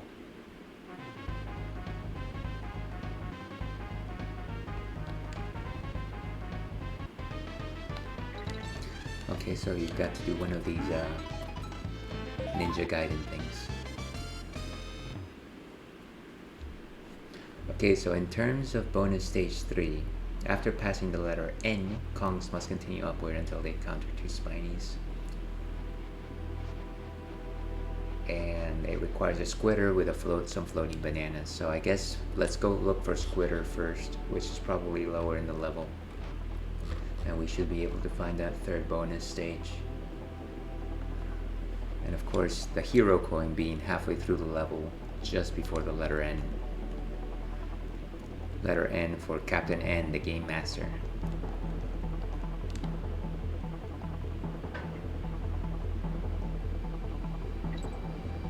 And there's a certain level of I want to say crunchiness to the song. It's like I don't know, it's like, you know, in olden times where cashiers used to count monies on their hands. It's like an old-fashioned auctioneer. People remember auctioneers, don't they? I guess there's silent auctions these days. I don't think I've ever had to participate in an auction myself, but I know they still exist.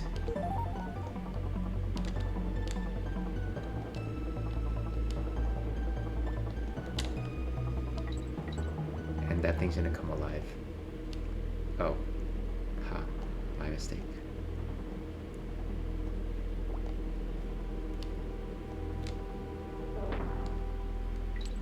Generally barrels have slightly more purpose than that, but I guess not this time around.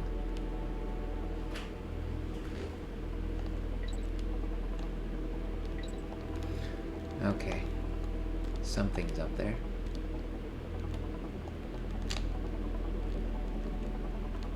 Huzzah. Seek and you shall find.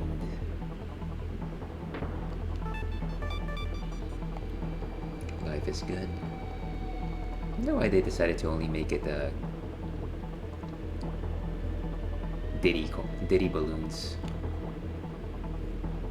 What are they trying to say?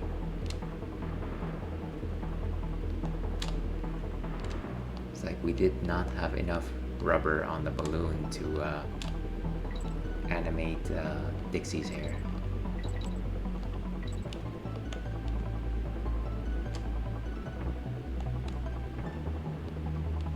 And of course, once you're in the honey, you can't actually roll, so those porcupines are actually quite lethal. Lethal porcupines. And here's our friend Squitter, of course. So let's keep an eye out for that letter N. I always forget how to function with this thing. So Y is the standard shooter. A is the web, but if you hit okay. So right shoulder is also the sticky web type, but if you hit both R and A at the same time, it'll simply create a platform right underneath you, which is convenient when you're trying to navigate certain passages. Another nice thing about using Squitter is just the fact that it is not affected by the honey. Squitter the spider is not affected by the honey. That's something a sentence you don't hear every day.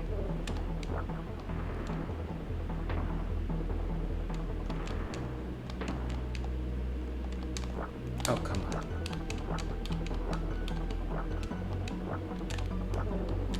Another nice thing about the way that this guy shoots is that you can actually arc the shots. You know, curve the bullet, just like in that movie Red. I remember one day a friend of mine was referencing the comic book Red, on which the movie is based on, and I thought that they were talking about the Taylor Swift album, because her music is something that I constantly think about.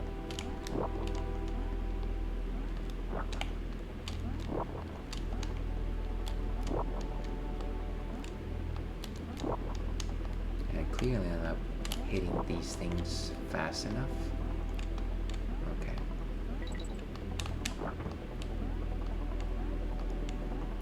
Current favorite is You're on Your Own, Kid. Okay, so there's a crook, and I believe there's supposed to be a letter N somewhere.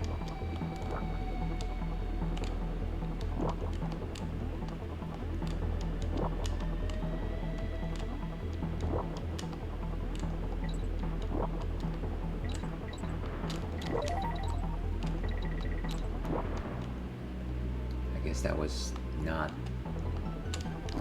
what I needed to seek.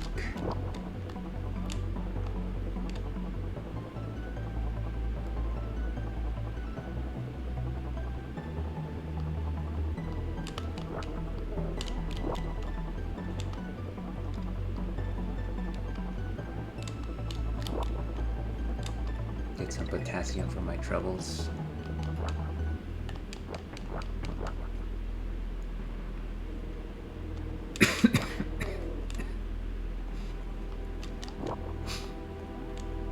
And there's that cough, folks.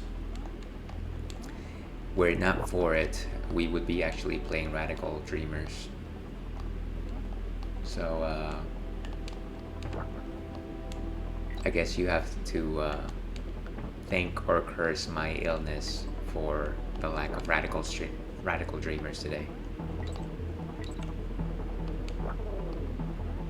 Oh, there's stuff down here.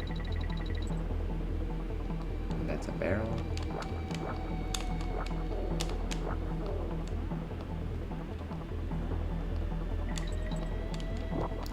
It's like a hidden area. Oh, there's the coin.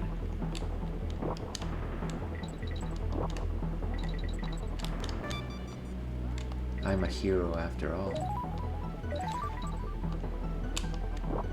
I can be your hero, baby, as somebody much hotter than me once said.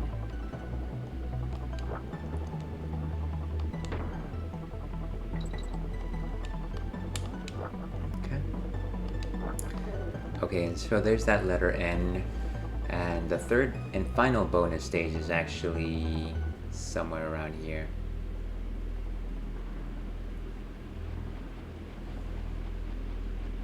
And there's a zinger that's guarding the entrance to the bonus stage.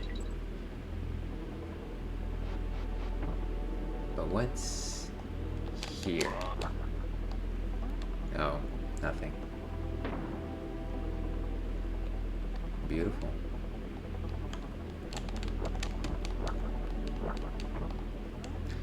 And I think I see the trail.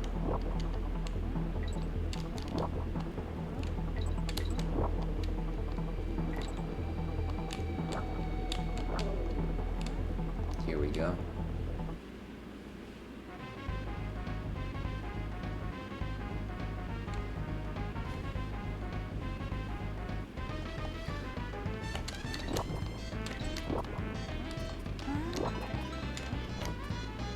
Wait, why did I... Okay, that was stupid. Well, I lost my spider, guys. Game over. Why? What is it? What's happening here?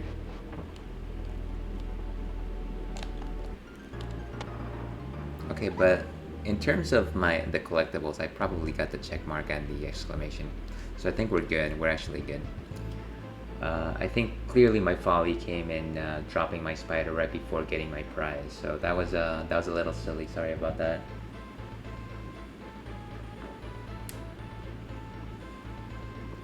Alright, and we are out of astronomically hazy IPAs, which means that very soon we'll have to find something else to wet our whistle, as they say. Before we do that, let me just check in on some additional information here.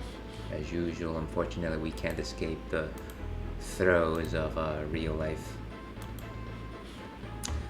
Okay, so let's do one more level and then let's go get a drink, shall we? Target terror. Okay, so I've got the hero coin on this one. I'm missing the bonus levels, and of course, target terror is probably one of the roller coaster levels, which I actually enjoy a lot. In terms of roller coaster levels, I do like DKC 2s over DKC 1s. So let's see. There's 2 bonus levels. The first one, right after Clank drives off the rails, Kongs must jump into the next roller coaster. If you're going through the next gate, the Kongs descend a hill, then go up a smaller one. Just before reaching the bottom of the second hill, Diddy and Dixie must jump forward to land into a bonus barrel. Okay, well, let's see if I can find it. That didn't give me too many landmarks.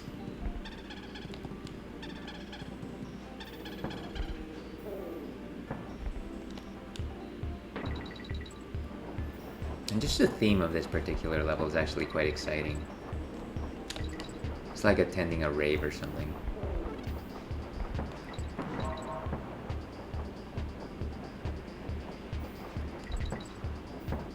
Or at least a very exciting nightclub. Could you imagine going into a nightclub and hearing this song and just like, oh yeah, this sounds about right.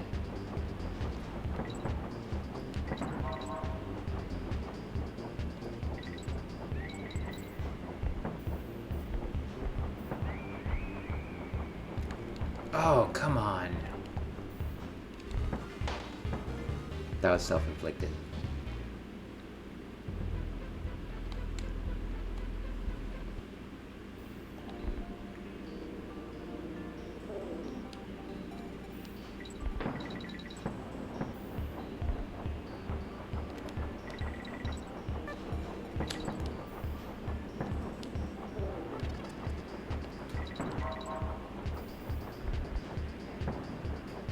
And there's like a cage dancer in the background.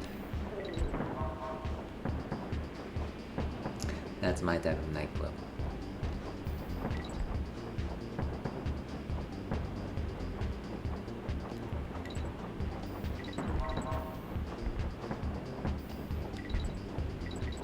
Okay, so I think it's coming up. There we go. Destroy them all.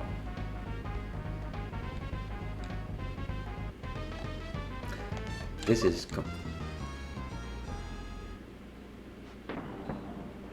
okay.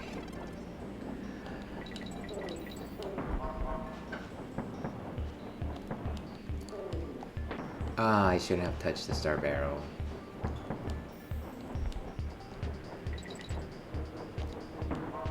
I might be able to get the second bonus stage, maybe.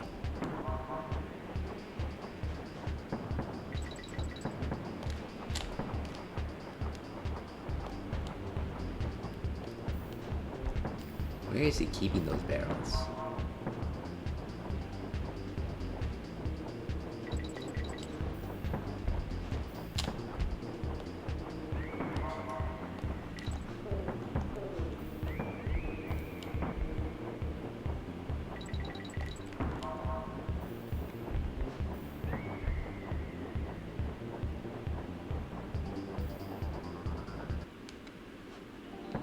Okay, so I think the hero coin is actually...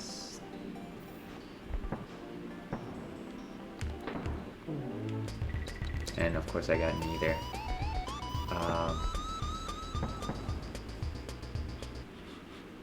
And of course I've accomplished nothing with that run.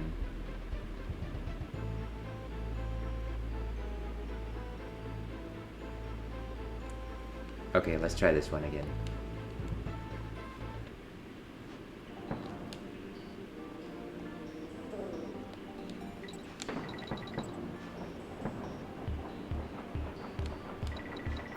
We'll just not complete the level if we don't finish that bonus stage.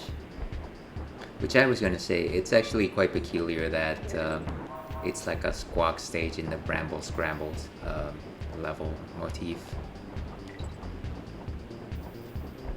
It's the last thing that I think about when playing this stage.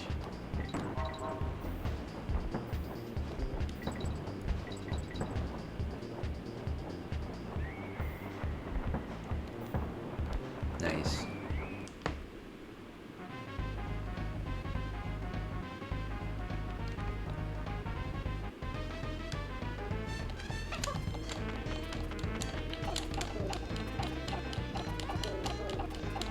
Might as well destroy everything. Keep shooting just in case I didn't. It would also be nice to have a counter.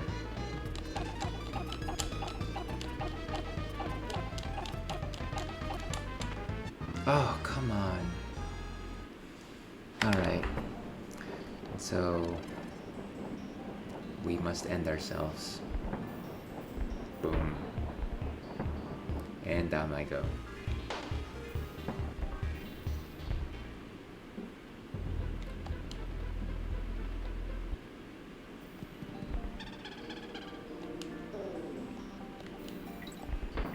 I think we're getting better at this though.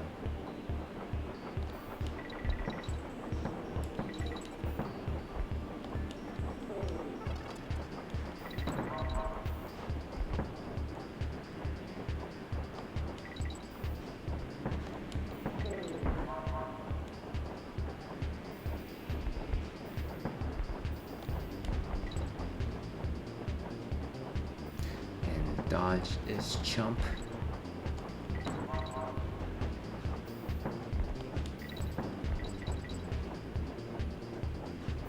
Okay, here it comes. Alright. If somehow I fail this one, I'll probably create a suspense point right before that entry.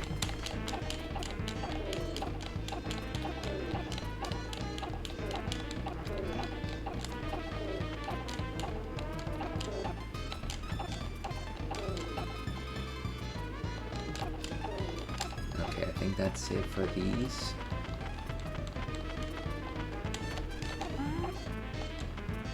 Nice.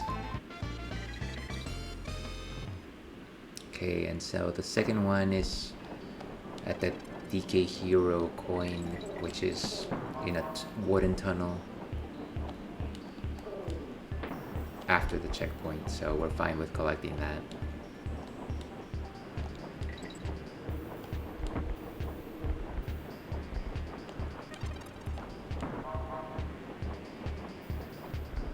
These require so much focus.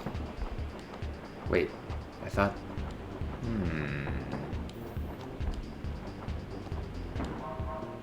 Maybe that wasn't it?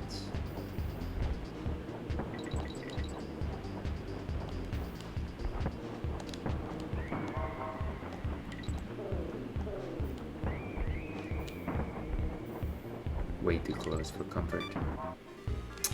I should have just dropped.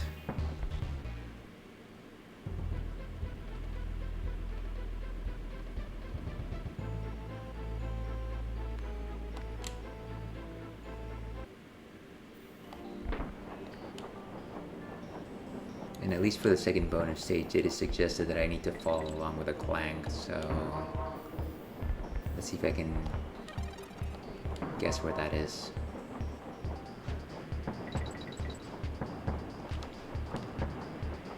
Maybe this guy? Ah, okay. I would have never thought about that unless somebody told me that I needed to follow one of these guys to their doom.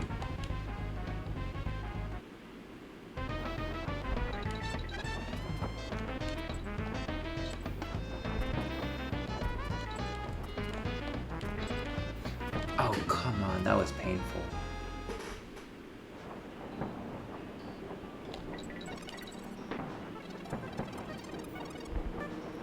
Well, great, except that I still need to do the thing.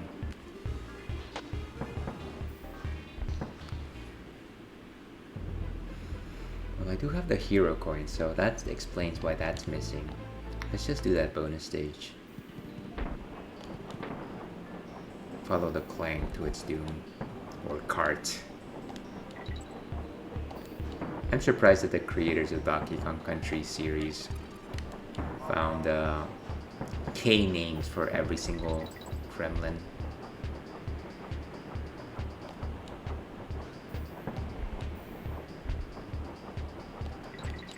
Alright.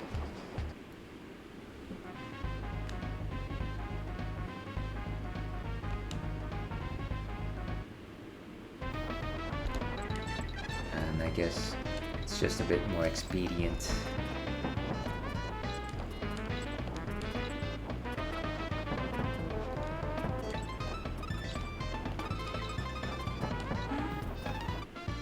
I was about to jump over the coin. Oh my god. My goodness.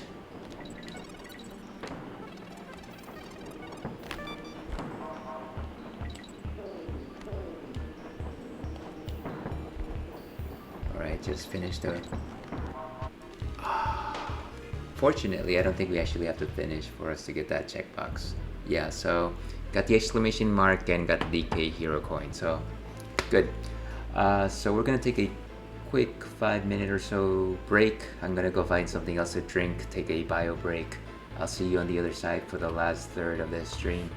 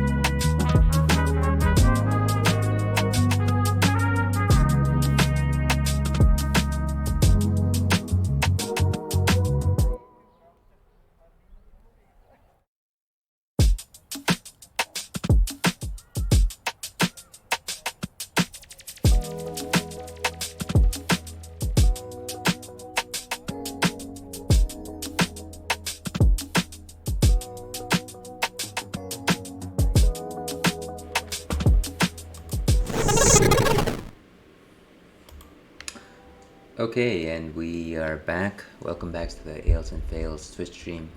I'm your host, Ale Wolf, otherwise known as Ale's Gentleman Streamer, the excellence of inebriation. So, of course, today's stream is a barrel-aged Donkey Kong Country 2 stream. And I thought to myself, well, it couldn't be barrel-aged if we didn't finish off with a barrel-aged beer. And so this is what's on tap. Last drink of the evening, last drink of the early evening here. This is a Bourbon County brand stout, and unfortunately the label itself is nothing too exciting. It's actually just a bunch of text, and it's got a history of stouts and things like that. I read it once before on stream, so if you're really interested in what it says, look up that stream. Needless to say, there's a lot to unpack here. What exactly is a bourbon barrel-aged stout? Well, I guess let's start off by saying, well, what exactly is a stout? I mean, ales. I like to drink Budweisers. I like to drink Coors or whatever other commercial swill is out there. What exactly is this stout thing that you are talking about? And so I will say to you, well, who are you and how do you know my name? But then I will say a stout is a type of ale, so it's a top fermenting beer. And what's special about it, it uses specific grains that are much darker and richer in color once you boil them. Of course, if you simply were to boil the grains for a stout, what you would get is not a stout, it's actually a porter. So what differentiates a stout from a porter is the fact that right before you boil those grains, what you end up doing is you actually toast them, which I assume involves some sort of dry firing method. I don't exactly know how you toast grains, but it's probably like a toaster to bread, a toaster to grains. And so it gives them, while porters are generally translucent, stouts are completely opaque. You can't actually see through them. They're that heavy. And I can only assume I'm only an amateur beer maker. I'm not like an expert at this, but I can only assume that just this extra step allows for certain compounds to be more open to the brew, allowing them to be more accessible to the palate and giving the outcome a slightly more richer variety. In terms of stouts themselves, you've got quite a few varieties. You've got dry stouts, which don't have too much more than what you see is what you get. You've got milk stout, which has some lactose in it, which gives it a slightly milkier quality, and I do love those. You've got flavor notes like coffee in stouts, and that some of that comes from that roast. Of course, you roast coffee, and then you've got some chocolate stout, and that chocolate flavor is bestowed by the types of grains that you cook. And of course, there's people that will add chocolate into the fermentation tank, because why not? Chocolate is good. Not my favorite, but chocolate is good according to human population.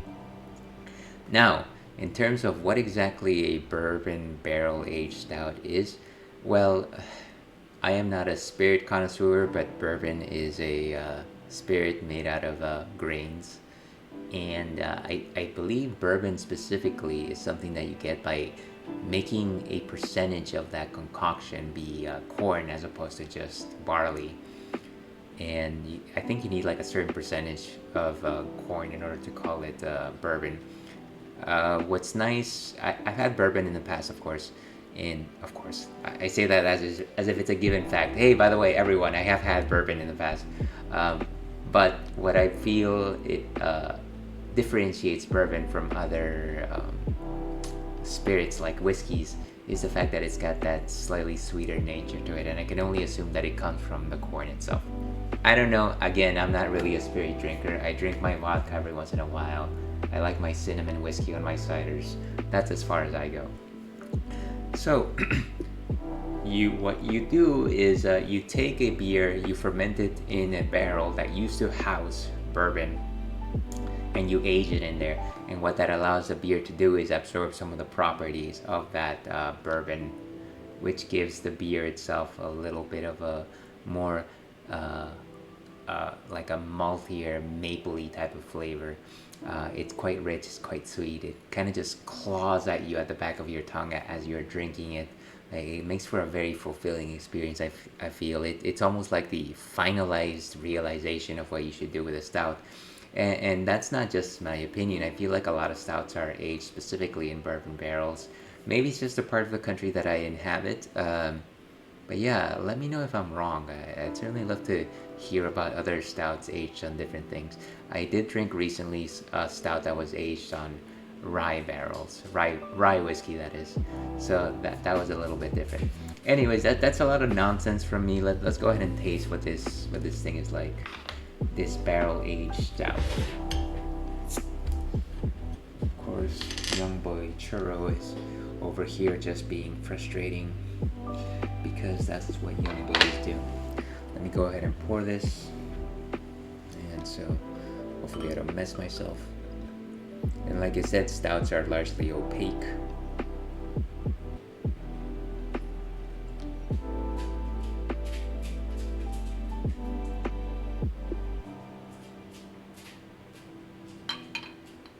Okay, so in terms of aroma, we've certainly got that clawing nature that I mentioned with the bourbon barrels. It's got very sweet notes, very rich maple notes. I do love my maple, but it's kind of a loose smell. It's not like thick. You know, when you smell something and you know that it's richly sweet, sometimes it's got like a thick scent to it. This one's actually quite light. But anyways, Fanganale to your viewer, to your health. Happy Friday. Happy Mario Day. So very, very delicious. Again, I think the thing that comes forward the most is just the fact that it has those sweet notes.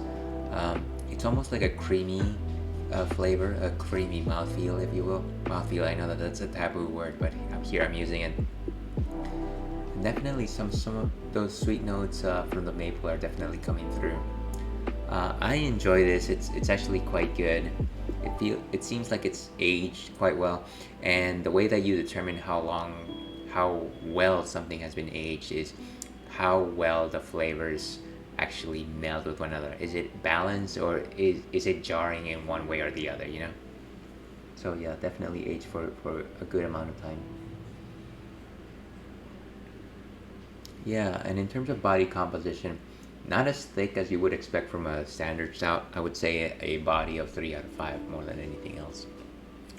Let's go ahead and see what Untapped has to say on the matter. Let me pull this over here. And let's go to okay, so a respectable 15.2% alcohol by volume, originally brewed in honor of the 1000th batch at our original Clybourne brew pub. A liquid as dark and dense as a black hole with a thick foam, the color of a bourbon barrel. The nose is an intense mix of charred oak, chocolate, vanilla, caramel, and smoke. One sip has more flavor than your average case of beer. So in terms of those original taster notes, I do feel like what comes through is perhaps some of that vanilla at the beginning. I can't taste the chocolate for whatever reason. Some of those caramel notes, I'm sure I'm conflating with those maple notes that I read at first. So yeah, quite delicious. One of the more admirable creations by Goose Island Beer. And that is not a knock on Goose Island Beer. I just don't necessarily fancy all of their drinks. So let me go ahead and write my entry, and I will see you on the other side of this break in about 2 minutes.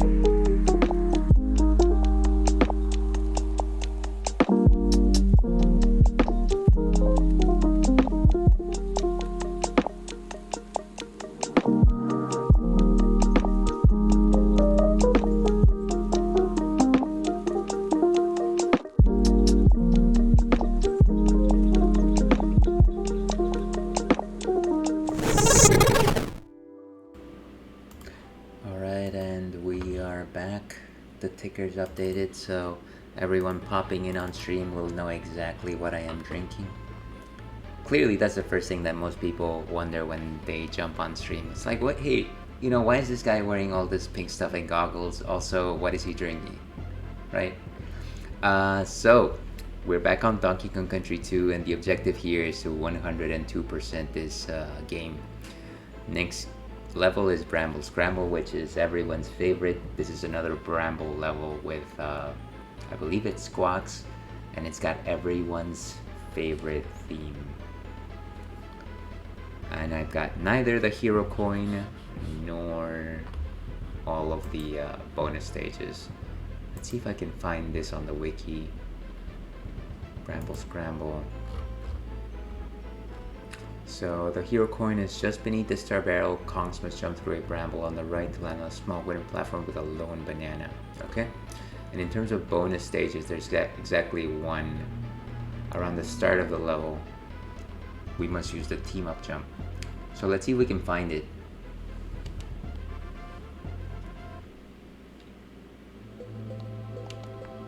That's his stuff.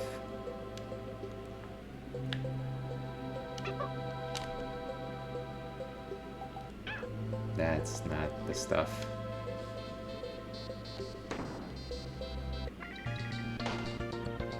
Wow, that's a way to start this. Let's try that one more time.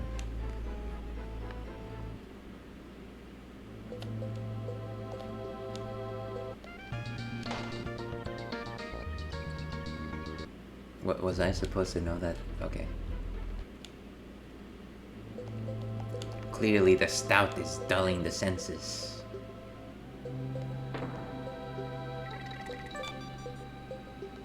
Okay, so that's the letter K, but is it the bonus level?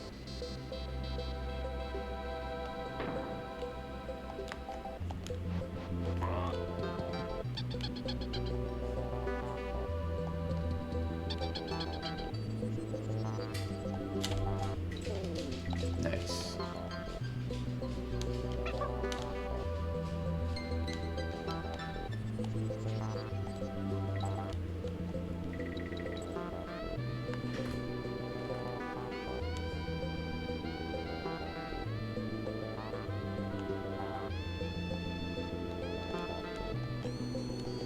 Oh, come on. All right. Oh, and there's an exclamation mark right there.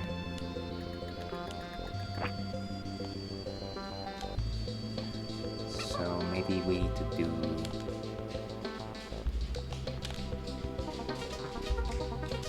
Let's go.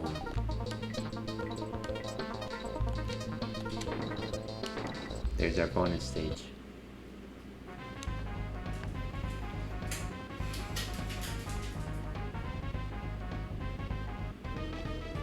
Okay, and it's with Squawks. Have to get all the stars here.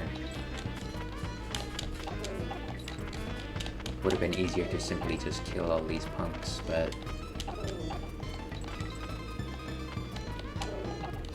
See, that one's challenging.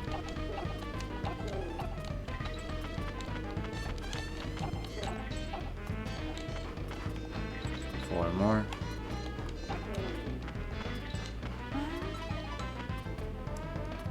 Excellent.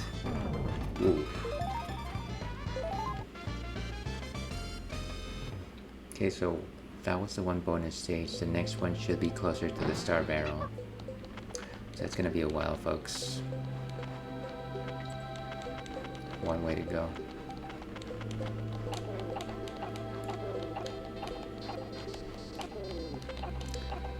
Certainly one of the things that I think about often is just how much bigger Squawks is in this game than in Donkey Kong Country 1.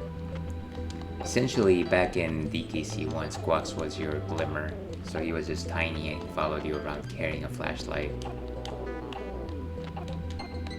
Whereas in this game, he is big enough to hold two monkeys just by his talons.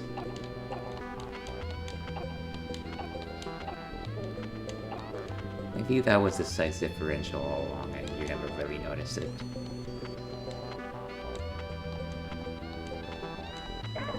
Oh, come on.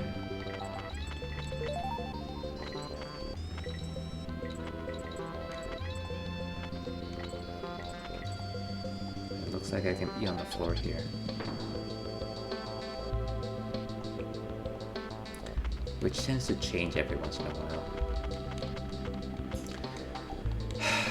Here's wondering what game I should 100% next time. Should return to a game and try to 100% it. One that I think about immediately is Star Fox 64. I did finish that game a few times during the early days of this stream. Longtime fans of the Ales and Fails Twitch stream will remember me playing Star Fox 64. But I never completed all of the expert medal or anything like that. Also, the N64 layout on the Switch Pro controller is just a little weird. More on that from my Banjo-Kazooie stream in late 2022 if anyone's interested.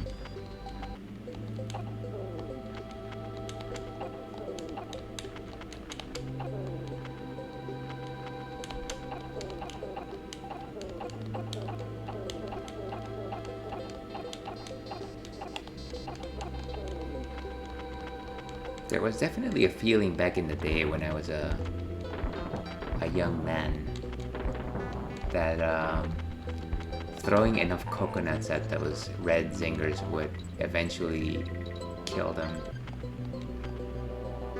And I must have definitely spent a good amount of time just trying to do that.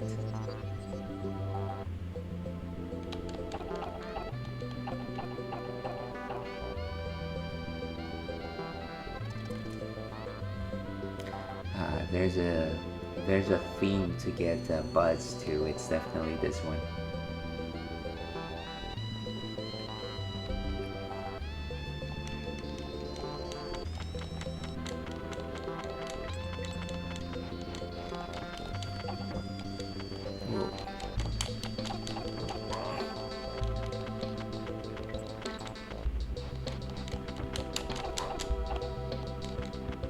Get some of those coins before I lose the parrot. Not that I actually need those, but why not? And there's our star barrel, so we're in the right direction. Just beneath the star barrel, the conch must jump through a bramble on the right to land on a small wooden platform. So does that mean I already went past it? That doesn't make sense.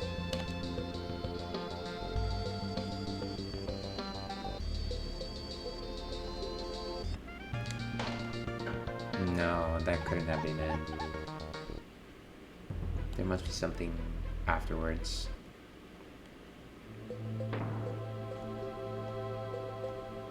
Well, there's definitely a little banana there. So let's try and get there. Kamikaze attack.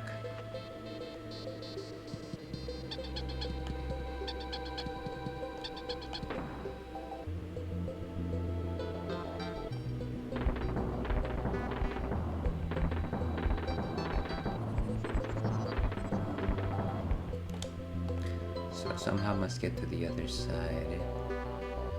Hopefully I'm not losing sight of the objective here. Ah, come on.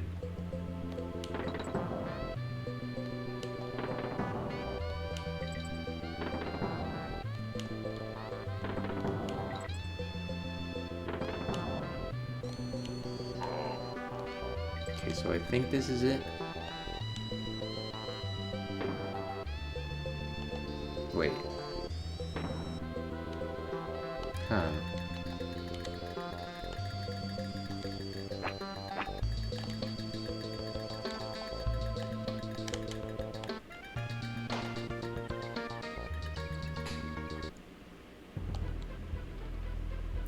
Interesting. Why is there a barrel there?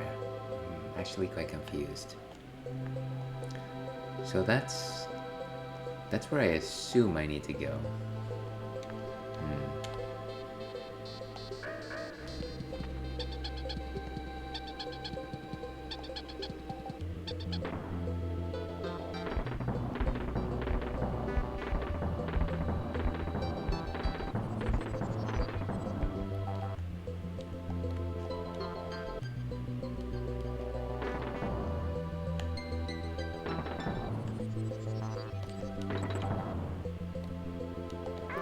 Ah, that was foolish. I should have waited.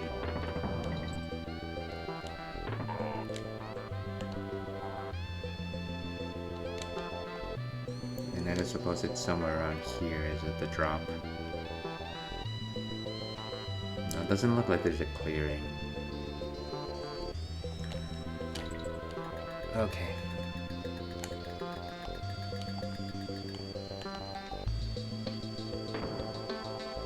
But how do I not take this barrel?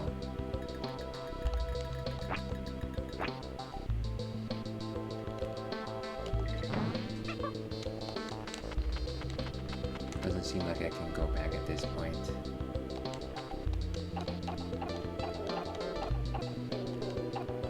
I feel like I missed something. Alright. So, just beneath the star barrels, Kongs must jump through a bramble on the right to land on a small wooden platform with a lone banana. Through a bramble. So, I guess we have to go through a bramble. I feel like I probably read that several times, not understanding that that's actually what I need to do. Why would you ever do that? Why? Okay. Okay.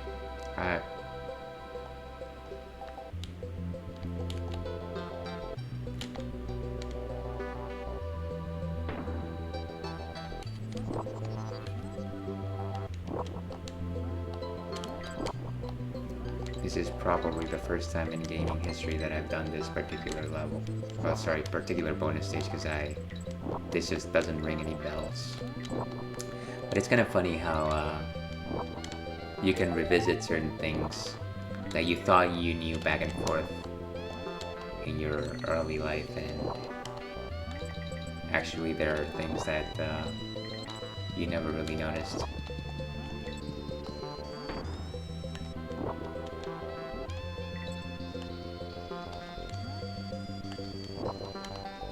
And I feel like there's something there.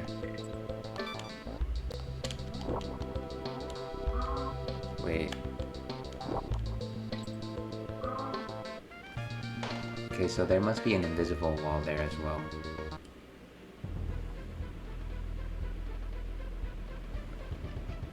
Though I feel like I shouldn't be penalized for not knowing invisible walls. What is this, Elden Ring?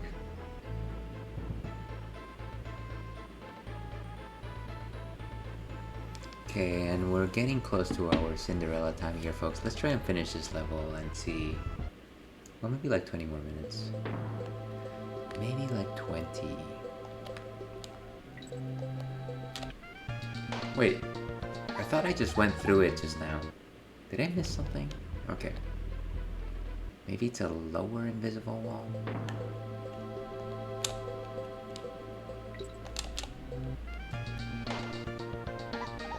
Okay, maybe it's the thing where I need to roll and then jump.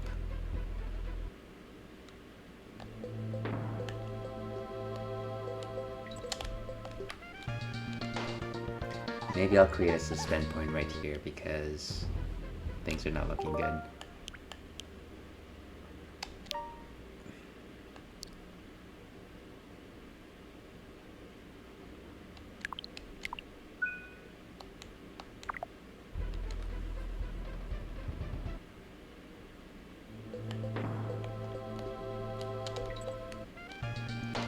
And of course, it would be easier if I had Diddy with me.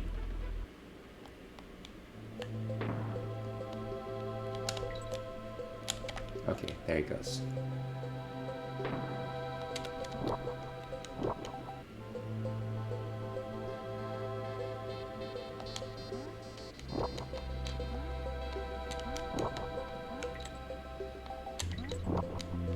How do I determine where in the wall is the invisible wall? That's my question.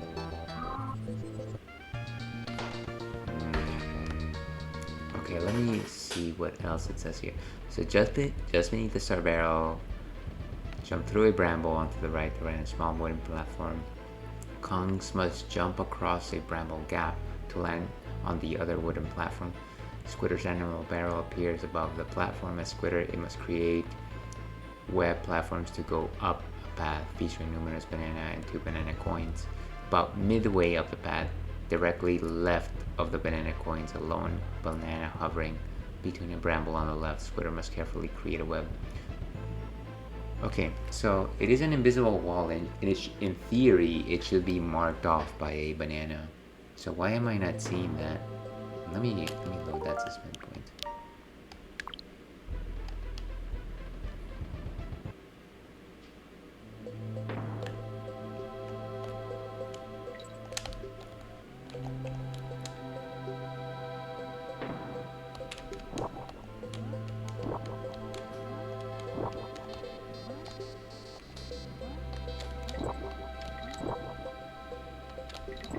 Oh, there it is.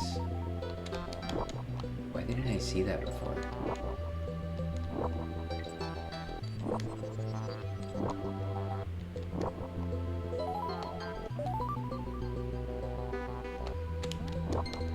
Does that mean that I can just... Oh, I see. Wonder... Is that actually enough for me to clear the requirements? Yes, yes it is. We are done with Bramble Scramble, folks. Not the most elegant way to do this, but you know what, I'll take it. So the next stage is Rickety Race, which we completed already. Nice. And so it's either Swanky. We should probably do Swanky specifically because we need lives. Alright, let's not cheat here. I'll just do them straight. What is the name of this area and the island? Crazy Kremland. Sounds like a Looney Tunes thing. What color is your parrot, buddy? Red? Well, it's definitely green and purple.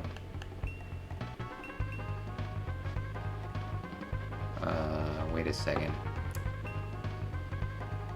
Brown? Okay, there's no brown. I don't know that it's ever red.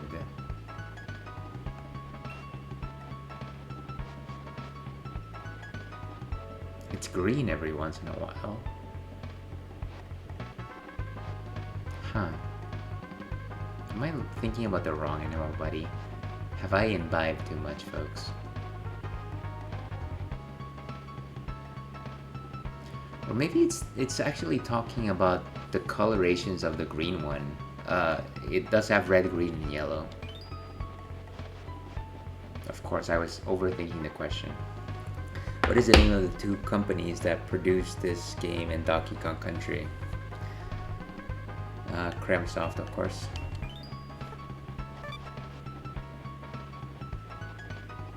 Three out of 3, okay. Let's go with the next one. Quasi Quiz. I do love my quizzes. What is the name of the first wasp hype level on this area of the island? Well, I'll know it when I see it. Hornet Hole. What is the name of the old lady Kong who runs it? Wrinkly. Which of these items cannot be found at Klubba's kiosk? So there's definitely this. I think I saw an oil drum. I don't think there's a picture of Cruel. Beautiful. Okay, the last game. Baboon Booty. What is your name? Battly. Hisser. I almost read the name of a horrible dictator. You clever little monkey, now listen carefully. What color waistcoat does old man Cranky Kong wear at the Monkey Museum? I think it's like a turquoise, I want to say. It's not red and it's not yellow. Which of these enemies have you not seen yet during this area of the island? Cutlass, I'm pretty sure I've seen. Zinger, definitely those. Cat o' nine tails, I've certainly seen in the swamp area. So maybe I actually haven't seen Cutlass. Maybe they first appear in Gloomy Gulch. Oh, try one more time.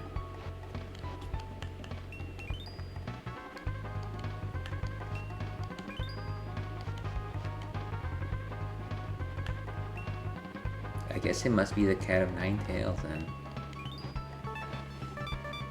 Okay, very cool.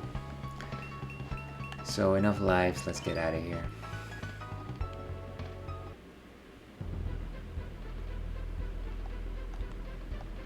And we should probably do one more level before we wrap up.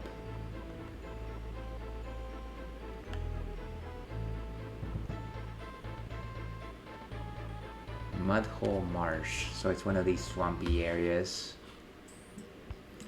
Let me go ahead and find that on the wiki.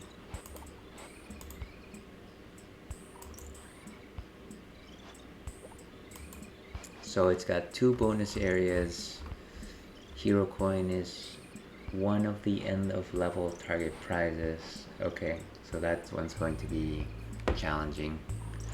It's probably gonna make me anxious. And then there's 2 bonus levels after the treasure chest with the letter O. There's a bunch of mini Nekis. And then the next one is after the letter N.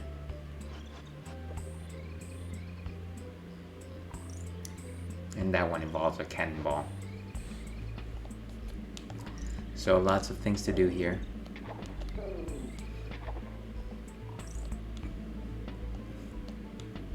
And I feel like one of the challenges about these swamp stage levels is just the fact that oh, there's the first Cat of Nine Tails, I guess. One of the challenges in platforming in this area is just the fact that everything kind of just looks like part of a background, and so there are some platforms that look like they are just background imagery, but they're actually real platforms.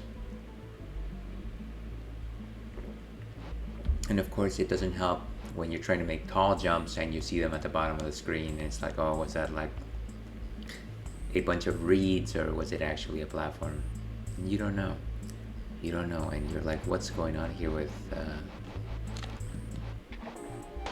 See, that doesn't... Okay, that doesn't even... Yeah, so some of the platforming in these swamp levels is kind of challenging. Challenging is a good word.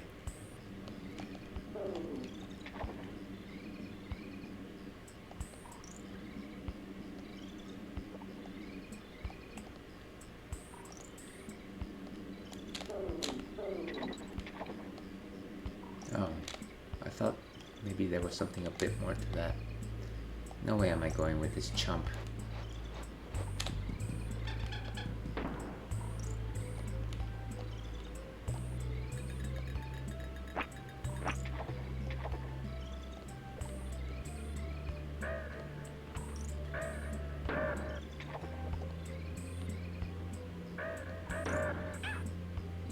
Oh, that wasn't smart.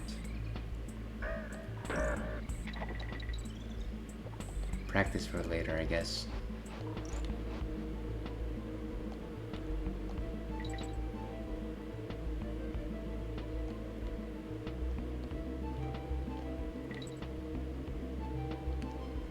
What's holding up those hooks? Seriously.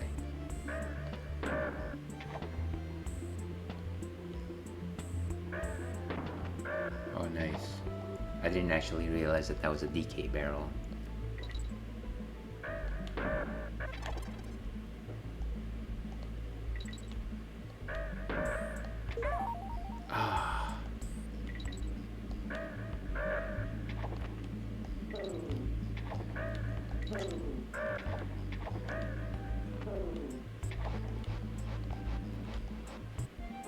Oh, I thought I was gonna be thrown. I thought it was just gonna grab me and I would float up. Okay.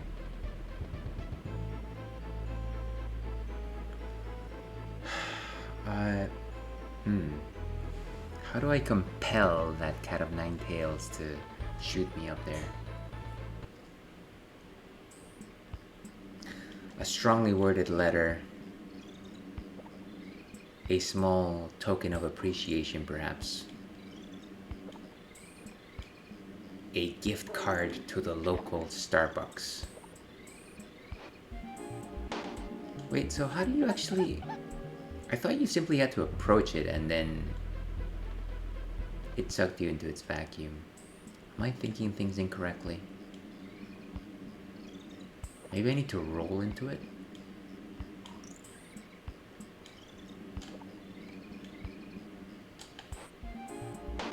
No, that's not it. Maybe jump into it. Maybe that's what that is. Because I remember often trying to jump into the cat o' nine tails in order to kill it and getting caught up in its storm. You know what, it'll be as long as it needs to be. I am enjoying this stout way too much. So hopefully you have some fun weekend plans ahead of yourself. Weekends are meant to be enjoyed. Forget about the toils of work. I don't know that I have too much in front of me, but I do kind of just enjoy the relaxation. Kind of the change of pace. But I'd certainly be able to enjoy it more if I knew that I had my evening stream to look forward to. That was always a highlight.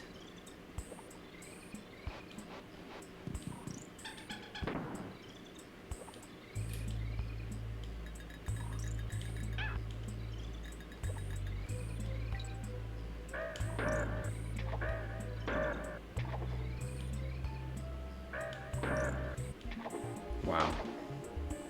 Clearly that was a trap. Am I running out of lives here?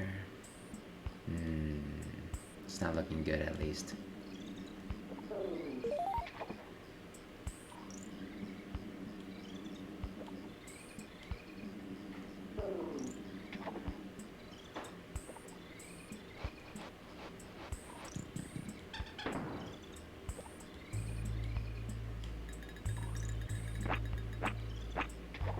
Nice.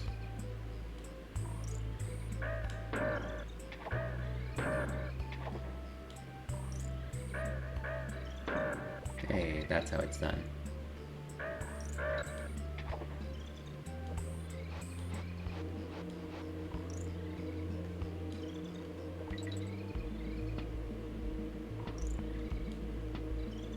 Avoid the B, of course.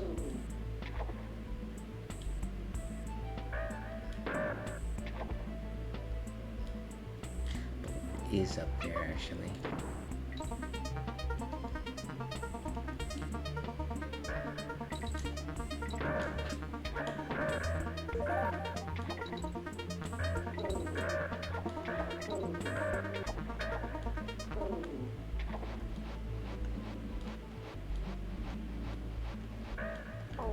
Avoid that.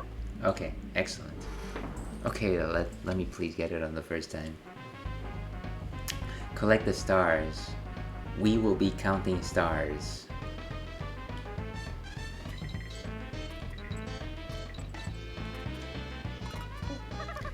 Let's do this with class.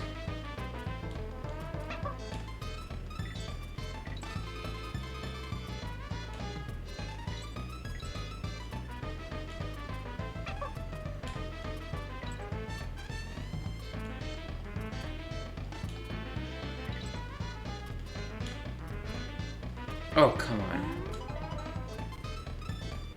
Ah, painful. That was painful. I definitely did not want to get that star barrel.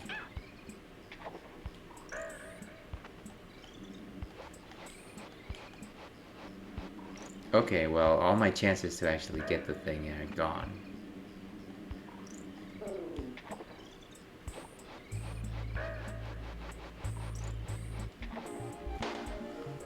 Oh, and there's my 0 lives. Okay. So let's create a suspend point here.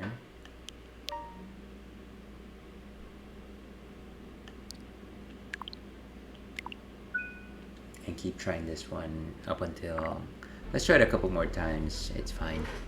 If we don't get to it, then we'll get to it next time. And of course, it starts me off right at the midpoint, which I don't want. Oh, nice.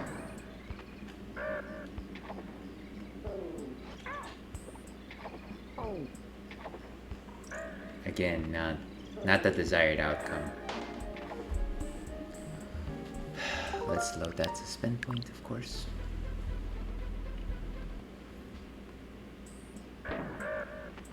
I always find it funny when you have to go backwards in a Donkey Kong Country level.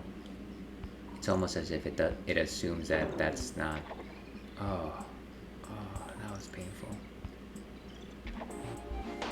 It's like the enemies don't show up in the location that they're supposed to be showing up. And all those extra lives I got with Swanky, gone.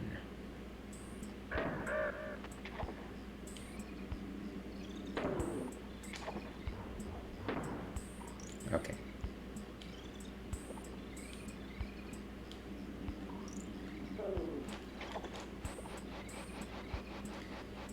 How am I supposed to actually get past that? That's ridiculous.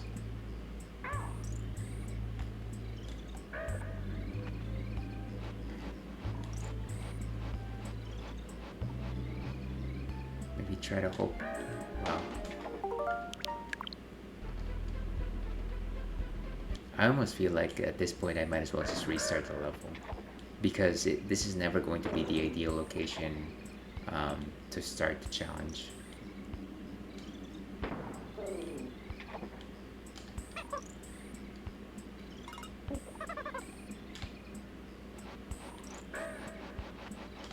Come on, guy. There's absolutely no way to control that throw.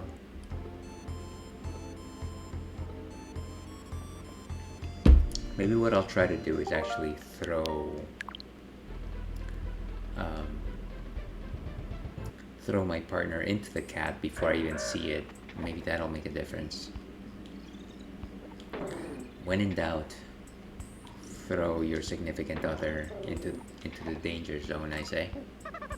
No, never do that. Always be kind to yourself.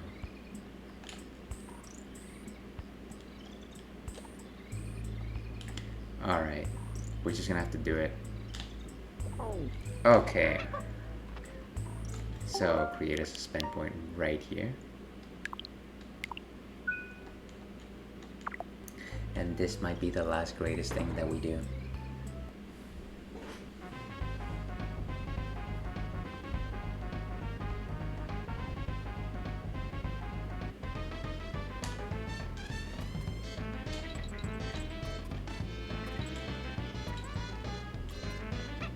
Start to buddy up.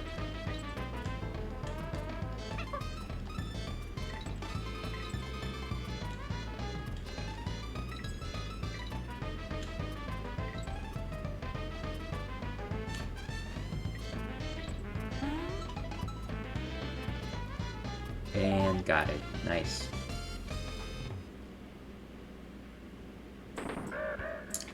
And our friend Inigo says, "Why aren't you playing the new Resident Evil demo?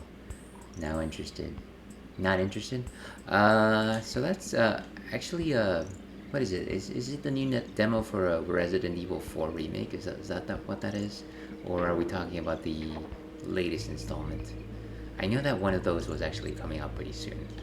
To be perfectly frank with you, I think when the Resident Evil genre started, I was a scared small child, and I kind of tried to avoid it. I remember my cousins playing it a lot, and I would like backseat whenever they would play.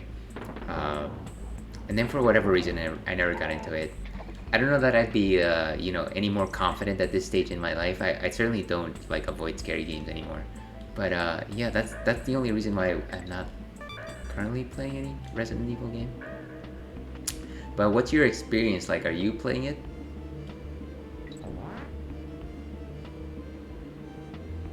Come here, boss. Okay, so that's collected after the letter N. Diddy and Dixie Mike gets passed, and there's a cannonball. Okay. There's a lot of lore involved in the Resident Evil games, and even though I've kept up with it superficially, I kind of feel like if I were to jump in, I would be missing a lot of context. And I know that they had soft restarts here and there, um, but I don't know. I guess I'm kind of a lore nerd when it comes to some of these things. Pain. I played it back in 2006. I don't know the craze for remakes, like it's the same game with better graphics. Yeah, there's a lot of that, and of course, the shining example of this is kind of the Resident Evil 4. I feel like it's been remade so many times. I think at this point, like most phones have the ability to play Resident Evil 4, and I think it was released for the the DS at some point. I might be thinking about the original Resident Evil. Anyways, it doesn't matter. But yeah, it's certainly been remade quite a number of times, and I know that it's really good. I played it back on the Wii. I never finished it, but I did play it back on the Wii, and it was the sort of thing that obviously there were references to the past games and I never did actually catch on to me. So what I'm going to do here is actually going to save the game the old-fashioned way. And I think we're gonna pick this back up next time. What's that? Okay. I think that was sufficient. Like, Dead Space remakes got like 9s and 10s in game reviews, and I'm like, did it even score this when it first came out, WTF? Yeah, I get that. It's kind of funny when like a game scores higher on a remake, right? It's a little disconcerting because what the game is made by the original vision of whatever the developers had at that time, and sure, after the fact they thought about ways to improve it based on like fan feedback and maybe some of their own experiences. But is that new presentation of the same product really a valid, a better expression of that particular work that you were trying to do? I don't know, and I'm sure that people argue one way or the other. I kind of just feel like at the very least there's something to be said about that. But yeah, I'm certainly glad, at the very least I'm very glad that some of these older games are being put out there for new people, new generations to experience, because it is the sort of thing where, you know what, if Resident Evil 4 hadn't been remade 10 million times, then, you know, kids in the playground probably would never get to experience it. And is that something that I want to hold back? I don't think so. I think it's at the very least a good thought. But anyways, that's a lot of me ranting on new game remakes. I don't know why this. Thank you very much for bringing up that point, and I go always bringing up the very insightful topics here. So thank you very much for that. But I think we're gonna wrap it up here. Let's go with fresh today. Let's go ahead and drop the desktop audio on this one. Okay, so thank you very much everyone for hanging out with Old Ales and the Ales and Fails Twitch stream. Once again, this is kind of an offbeat time for me to stream. Hopefully next week I'll be back at my usual time. I am very much considering the fact of maybe streaming both in the afternoon and in the evening, as in the old-fashioned statement, why not both, por qué no los dos? But we'll see how much that actually tanks my productivity in real life otherwise. That would be cool. So thanks again. Hopefully you have a lovely weekend. I'll be back Thursday, either in the afternoon or in the evening. Definitely one of those times. Stay safe. Enjoy your life. Find some good company.